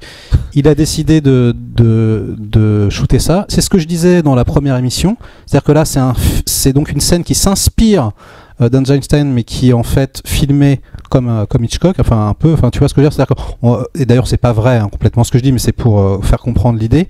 Et du coup, voilà, là, comme je te disais tout à l'heure, il ne singe plus Hitchcock, il est vraiment devenu De Palma, tu reconnais De Palma en fait. Il utilise tout dans cette scène. Cette scène est exceptionnelle, avec encore une fois pas de musique, juste les bruitages, je sais pas si tu te rappelles, qui sont complètement hors du temps. Il y a une petite musique, mais elle est très une petite très subtile, voilà. On l'entend presque pas. Voilà, enfin, je veux dire, les bruitages sont très exagérés, comme au théâtre, voilà. Et puis il y a beaucoup de ralentis, et c'est ça, voilà, je reviens sur les ralentis. Brian De Palma utilise beaucoup de ralentis, mais c'est toujours au service du suspense, au service de l'histoire et des émotions de la scène, et c'est jamais juste pour faire joli et gratuit, là où aujourd'hui c'est utilisé à outrance juste pour taper le style, quoi. Mais là ça donne ça donne de la gravité à la scène, ça donne de la densité, ça suspend le temps, comme tu disais dans la première partie de l'émission, il dilate le temps. On a l'impression que cette scène dure 1 heure, quoi. Enfin, tu vois, il y a beaucoup de personnages dans cette scène, il utilise des plans en plongée, des contre-plongées, des ralentis. C'est magnifique, et c'est ce qu'il fait aussi pour que le spectateur puisse immerger au mieux dans cette scène d'escalier, c'est que il la prépare. Avant qu'il y ait le climax, on va dire, tu vois, il nous fait visiter un petit peu le décor avant de faire tout exploser. Il y a l'attente. Je crois qu'il y a au moins 4 ou 5 minutes d'attente où ils sont là dans les lieux en train d'attendre de regarder les méchants arrivent. Absolument. Et du coup, effectivement, ça retarde le moment où ça pète. Le landau, la femme, la mère qui a du mal à monter son landau, les bad guys qui doivent arriver, l'heure qui tourne, etc. Enfin là, c'est presque comme tu disais une scène, un film dans le film, cette scène. Et les scènes où rien n'est laissé au hasard, où l'improvisation n'existe pas, tout est huilé. Pourtant, cette scène, il ne l'a pas du tout préparée. comme il fait d'habitude. Il ne l'a pas storyboardé, c'était pas préparé d'avance, puisque finalement ils ont dû la tourner assez rapidement, puisque c'était pas ce qui était prévu. Ils l'ont tourné sur 4 jours quand même, je crois. Oui, mais je veux dire, il n'a pas eu le temps de vraiment la préparer. Il a dit c'est pas grave, il a eu trouvez-moi moins de temps qu'avant. Oui. Trouvez-moi un escalier et je tournerai cette scène. Je sais exactement, il avait tout dans la tête, mais il n'a pas pu la storyboarder. C'est ça que je veux dire, véritablement. C'est encore Bill Pankow au montage d'ailleurs. Voilà. Et le résultat. Le résultat est incroyable. Cette scène aussi fonctionne vraiment incroyablement bien. Un peu, d'ailleurs, encore comme John Woo. Tu sais la scène dans Volte-Face, je sais pas si tu te rappelles, où ils mettent le Walkman sur la tête de l'enfant. Oui. Et du coup, t'as tu sais, Somewhere over the rainbow, avec tous les mecs qui sont shootés, etc. Et cet enfant qui symbolise un peu l'innocence. Et là, il y a ce bébé qui symbolise la pureté, l'innocence, etc. Et du coup, c'est pour ça que la scène est tellement prenante. Attends, t'as les balles qui touchent le landau et tout est là. Tu fais, c'est extraordinaire. Et à la fin, vraiment, pour moi, c'est parce que cette scène est un gunfight en fait, et je trouve, ça m'a vraiment sauté aux yeux parce que j'adore les gunfights. Je trouve que ça fait vraiment très John Woo. Et c'est limite meilleur que plein de scènes de John Woo. C'est-à-dire que je me suis dit, putain, mais ce gunfight, il est exceptionnel, quoi. Vraiment, une des meilleures scènes de gunfight, là, c'est la scène du landau, en fait. C'est une scène de gunfight, en fait. C'est ça. Ah bah oui, totalement.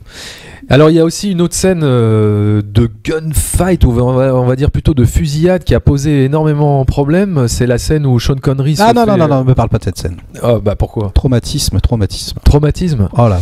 Bah c'est la scène voilà où Sean Connery se fait fusiller et dégommé, il se fait voilà. Oh là là, comme un chien. Comme un chien. On n'avait jamais vu James Bond se prendre autant de balles. Et d'ailleurs, cette scène a posé énormément de problèmes à Sean Connery parce que dans le dos et tout.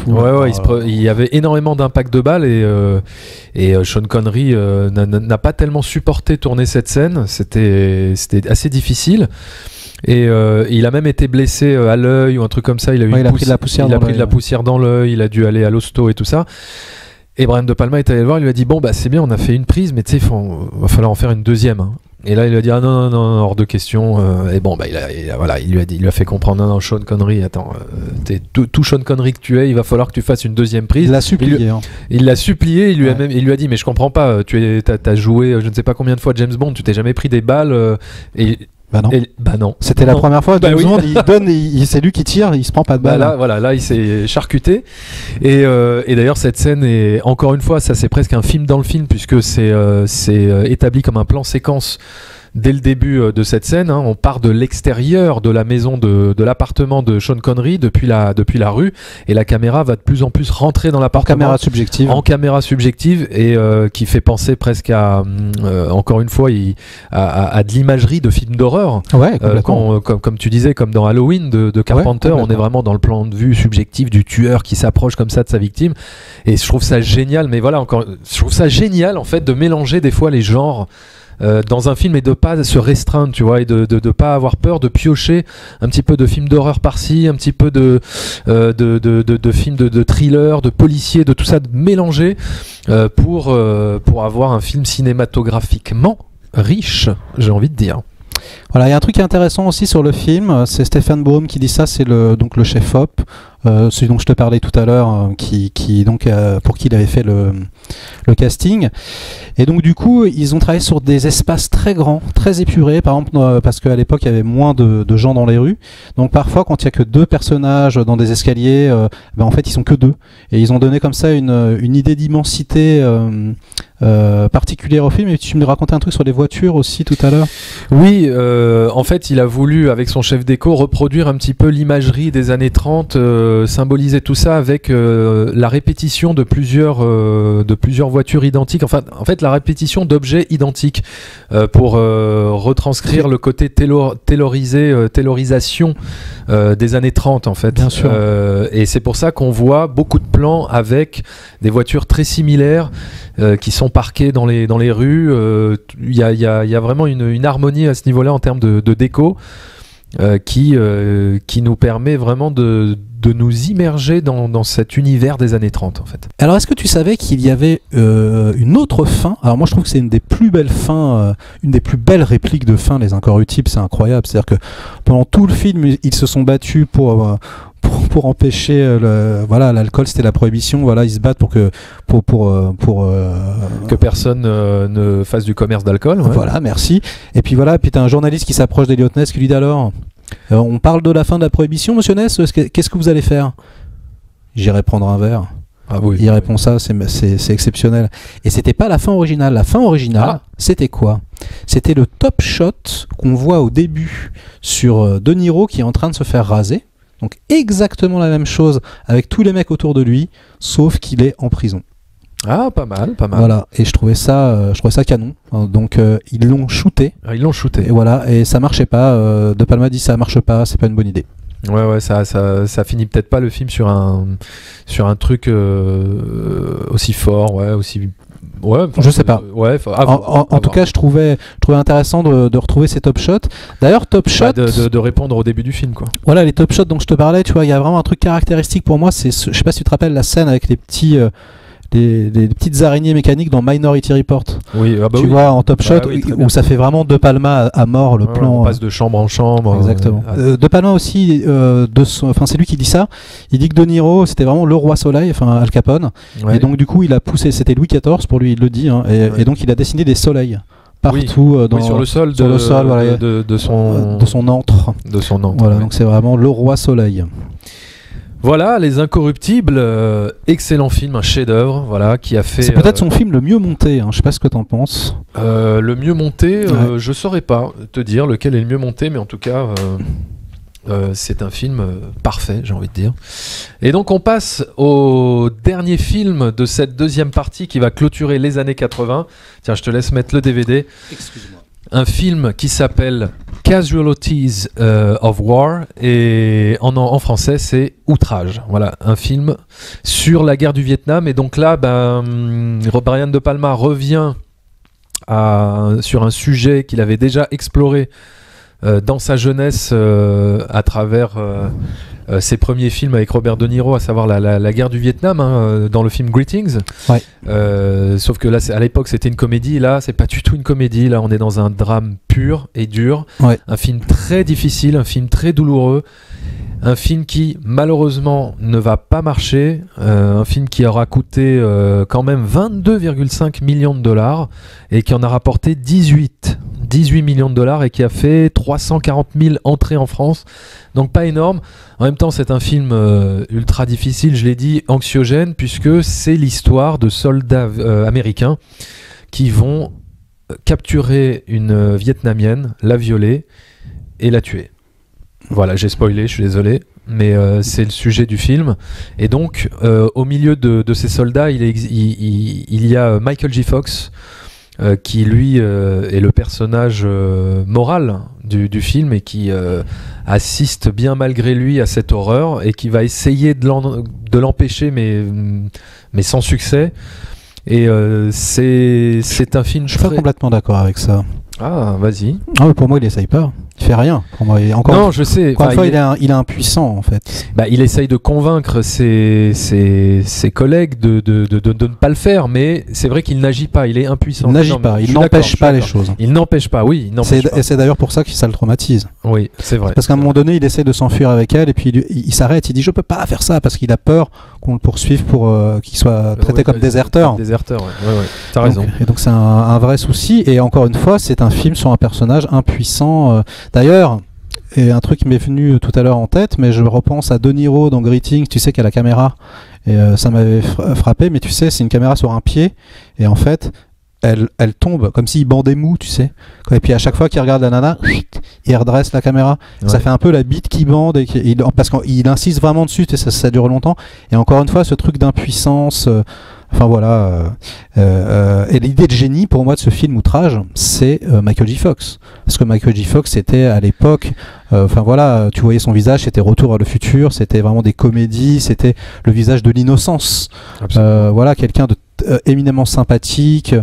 Et là, tu lui fais vivre. Enfin voilà, tu prends cette innocence hollywoodienne et tu la plonges dans un cauchemar. D'ailleurs, le film commence par une scène qui peut s'apparenter à un cauchemar. C'est ça. Et d'ailleurs, c'est grâce à Michael J. Fox que le film a pu se faire. Oui. Parce que c'est la productrice de chez Columbia qui a... uniquement grâce à ça. Voilà, qui a suggéré Michael J. Fox pour le film. Et les studios ont validé, ont donné leur feu vert. Grâce à l'implication de Michael J. Fox. Michael J. Fox voulait faire ce film et c'est lui qui a réussi à défendre le projet auprès des studios et c'est grâce à lui que tout ça a pu se monter quand même. Et c'est vrai, comme tu dis, alors que le mec était en train de tourner Retour vers le futur 2, parce qu'on est à la fin des années 80, on est en 89, Retour vers le futur 2 est sorti à ce moment-là. Donc c'est aussi peut-être pour ça que le film n'a pas fonctionné, c'est-à-dire que les gens ne s'attendaient pas à voir cet acteur dans un film aussi violent, aussi dur, aussi difficile. Bien sûr, non, mais déjà, je veux dire, De Palma, il dit que c'était le meilleur sujet pour traiter du Vietnam. Il a attendu longtemps avant de faire un film sur le Vietnam, et en fait, voilà, n'importe quel autre réalisateur, ils auraient fait un film de procès. Ils auraient fait un film de procès avec un peu la dernière partie du film, tac, tac, tac. Alors que là, non, là, il te raconte vraiment l'histoire avec la fille, on reste avec elle, on s'identifie, on s'attache, on l'aime. Je suis d'accord. Et c'était une douleur sur tout le tournage. Il explique, tout le monde savait ce qui allait se passer, la comédienne était là, et c'était extrêmement éprouvant pour tout le monde, surtout pour De Palma apparemment, et c'était un déchirement même au moment du tournage. Ils l'ont tous très très très mal vécu, c'était très compliqué. Et l'intelligence de ce film, c'est justement de ne faire intervenir le viol qu'au bout de 40 ou 45 minutes, c'est-à-dire à la moitié du film.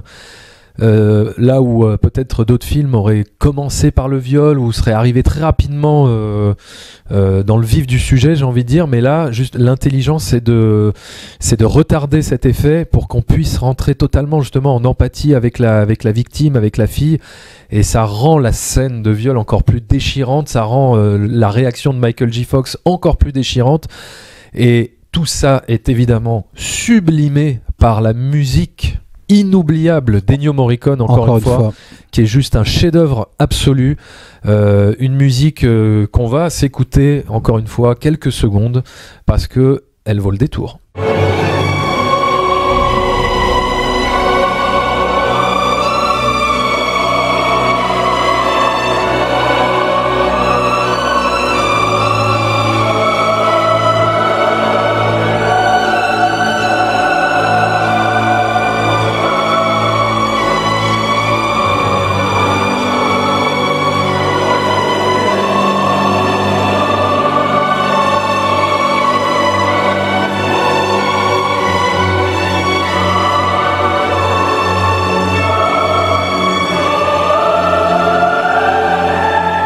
Alors, est-ce que tu sais que la relation entre Michael J. Fox et Sean Penn a été très houleuse sur le tournage? C'est le moins qu'on puisse dire. Hein. Ouais, parce qu'à ce qu'il paraît, Sean Penn était très très désagréable, ne voulait absolument pas parler et adresser la parole à Michael J. Fox. Il voulait rester totalement dans son rôle, et il y avait des tensions entre les deux acteurs pendant tout le tournage jusqu'à un moment fatidique. La scène de l'appel. La scène de l'appel, voilà, où Michael J. Fox met un coup de pelle à un des camarades de Sean Penn, et là t'as Sean Penn qui attrape Michael J. Fox et qui le fout par terre. Et c'était pas du tout prévu. Et là Michael J. Fox se relève et par contre tout ça a été shooté. Il a réussi à capturer ce moment-là et ce regard qui est resté dans le film. Le regard de Michael J. Fox qui dit mais toi mon coco, je vais te sauter dessus. Je vais te défoncer. Et parce que quelque part, est-ce qu'il fallait pas faire ça pour aller chercher chez Michael J. Fox cette hargne, cette haine dans le regard qu'il n'avait peut-être pas. C'est une technique de comédien. Il y a des comédiens qui font ça. On peut discuter de la méthode. C'est vrai que c'est désagréable. C'est un peu une méthode à la Jim Carrey. Est-ce qu'on fait chier tout le monde quand on est censé faire un personnage chiant? Moi qui fait beaucoup de comédie, je peux comprendre, ça fonctionne. C'est-à-dire que si tu restes vraiment dans un état très longtemps pendant tout le tournage, effectivement, c'est plus facile. Mais ça dépend. Il y a des comédiens qui font ça, d'autres pas. C'est vraiment... Il n'y a pas de solution miracle. On peut le faire ou pas, et les deux peuvent être intéressants. Et il y a aussi cette fameuse scène de procès où tu as Sean Penn qui passe juste à côté de Michael J. Fox pour lui susurrer quelque chose avant de partir, une fois que la sentence je sais ce qu'il lui a été dit. prononcée. Alors ça, tu sais ce qu'il lui a dit, parce que nous, en tant que spectateurs, on ne sait pas, on n'entend pas ce qu'il lui dit. Si, c'est De Palma qui le dit. Oui, je sais, mais nous, en tant que spectateurs, on ne sait pas, c'est sous silence.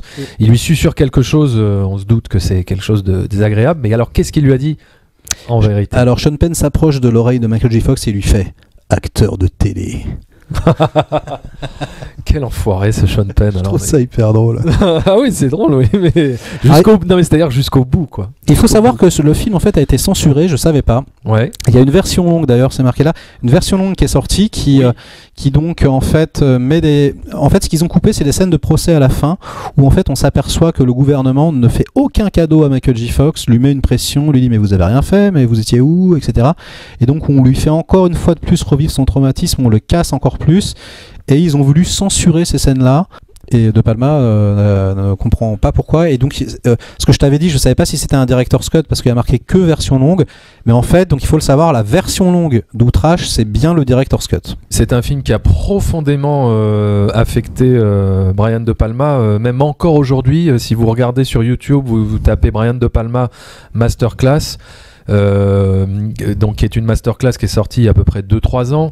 Il parle d'Outrage au début de cette vidéo, vous allez voir, et il s'effondre en larmes. Ouais, j'ai vu. C'est toi qui m'as fait découvrir ça d'ailleurs. Ouais. C'est très très émouvant et il pleure vraiment, il est très affecté. Hein. Il dit je ne peux pas réécouter la musique de ce film, elle me fait tout le temps pleurer, c'est trop dur pour moi. Ouais, il peut pas revoir le film, il y a beaucoup de mal. Très très dur. Et c'est d'autant plus regrettable que. Il s'étonne après que les gens n'aient pas été le voir. Non mais voilà, c'est ça, oui. Alors... oui. Ouais, mais il fait du vrai ciné, putain de merde, Brian. Et alors il dit un truc hyper intéressant sur ce film, parce qu'en fait le film commence avec Michael J. Fox qui est plus au Vietnam et qui a une vision, encore une fois, une apparition un petit peu comme Obsession, quoi. Il voit, parce que c'est la même actrice, elle a juste un faux nez. Ah oui, alors ça, c'est la même actrice. C'est la même actrice, juste qu'elle a une prothèse sur le nez. Et elle est doublée par Amy Irving. La voix, ouais. D'accord. Et donc, il voit cette femme, évidemment, forcément, qui lui fait penser à celle qui s'est fait tuer au Vietnam. Et en gros, dans la vraie histoire, ça s'est pas fini comme ça. En fait, en gros, les mecs après sont sortis de prison, ils ont commencé à vouloir dézinguer Erickson, tu vois, Michael J. Fox. D'accord. Et dans le scénario d'origine, il y avait un truc comme ça. Il sortait de prison et puis après, il y avait une sorte de confrontation entre les deux, etc. Et De Palma a pas voulu faire ça. Il s'est embrouillé d'ailleurs avec le scénariste. Et en fait, lui, il disait que ce qu'il voulait faire passer comme message dans le film, c'est, regardez, c'est après le Vietnam. Il y a une Vietnamienne, elle est là. Elle est immigrée, elle va à la fac. Si des Vietnamiens ont pu passer à autre chose, putain, nous aussi, quoi. Passons à autre chose. Oui, c'est ce qui est d'ailleurs symbolisé par la dernière réplique du film, qui lui dit vous avez fait un cauchemar, mais maintenant c'est terminé. Exact. J'ai eu l'impression d'avoir fait un cauchemar. Exactement. Et maintenant c'est fini. Maintenant c'est fini. Sublime film, très émouvant, magnifique. Formellement, et je pense que je terminerai par ça, il y a un truc exceptionnel dont tu dois te rappeler. C'est au début du film où en fait il y a des galeries creusées dans la terre par des Viet Cong, etc. Je crois que c'est Michael J. Fox qui tombe dans un trou. Donc il y a juste ses pieds et la caméra de côté filme donc Michael J. Fox. Elle descend, on voit les pieds dans le trou et puis on voit un peu à la manière de Old Boy et ce long couloir comme ça, quelque chose de creusé. C'est complètement incroyable comme plan et donc je savais pas du tout comment ils avaient fait ce plan. Donc je me suis renseigné et en fait c'est une sorte de technique de studio mais sans que ce soit un studio. En fait ils sont allés dans une carrière donc avec du plat.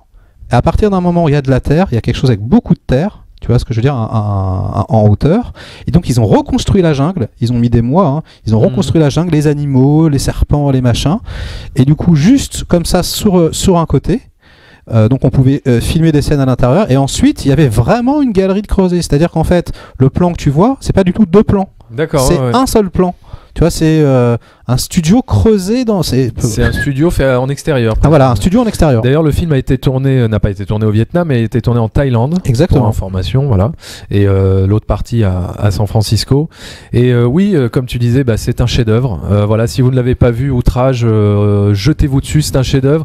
C'est un film qui n'a pas du tout, comme on a dit, eu de succès à son époque, mais encore une fois, avec Brian De Palma, j'ai l'impression que soit il est trop en avance, soit il est un petit peu en retard. Enfin, en tout cas, malheureusement, pour lui, il n'a jamais été vraiment en phase, des fois, avec le public. Mais si Outrage sortait aujourd'hui, ce serait Palme d'Or à Cannes, ce serait Oscar du meilleur film.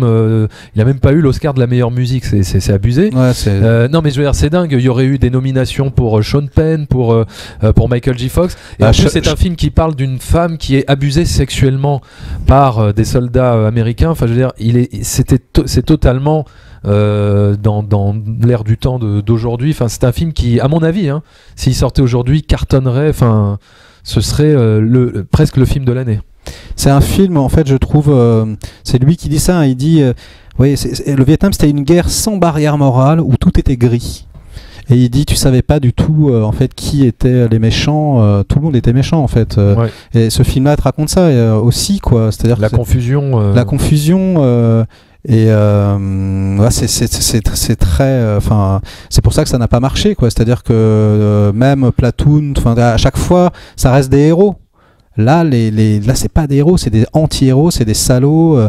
Et personne n'a envie de. Enfin, tu vois, le symbole. C'est le symbole des États-Unis, quoi. Je veux dire, le soldat, le mec qui va sauver le monde. Et là, on te dit, non, en fait, non seulement il envahit un pays alors qu'on lui a rien demandé, en plus, il viole des meufs. Voilà. C'est exactement la métaphore que voulait faire passer De Palma sur ce film, c'est-à-dire que les Américains ont violé un pays. Exactement. C'est ce qu'il voulait faire, il voulait le symboliser par ce viol. Et d'ailleurs, il dit qu'il a fait le film pour faire passer un message, que le message, a priori, n'a pas du tout été compris, puisqu'ils ont refait la même chose en Irak, etc. Et donc, quand il fait Redacted, qui est basiquement un remake de ce film, en fait, il dit, en fait, j'ai fait un remake parce que je voulais refaire passer le même message, quoi. Ouais. Donc, il a refait son film une deuxième fois, de façon complètement différente, mais il l'a refait. Il a fait son propre remake. Et voilà, on en arrive au bout de cette deuxième partie d'émission. Ouh là là là là. On a terminé les années 80, ça y est, on est arrivé au bout. Alors moi, je voulais aller un petit peu plus loin, mais c'est vrai que là, je crois qu'il faut savoir s'arrêter. Parce que je crois que ça fait 2 heures là qu'on parle. Mais donc c'était une décennie ultra riche pour Brian De Palma. Donc on fera donc une 3e partie qui parlera évidemment des années 90, des années 2000 et 2010. Enfin, on va couvrir tout le reste de la filmographie de Brian De Palma. Et voilà, donc je remercie tout le monde de nous avoir écoutés. Merci à vous. N'hésitez pas à laisser un commentaire, à nous soutenir, à soutenir ce genre de format, ce genre d'émission. Donc n'hésitez pas à partager la vidéo. Voilà, on compte sur vous. Et on vous dit à très bientôt pour la 3e et dernière partie sur Brian De Palma. Avec Mission Impossible. Oh oui.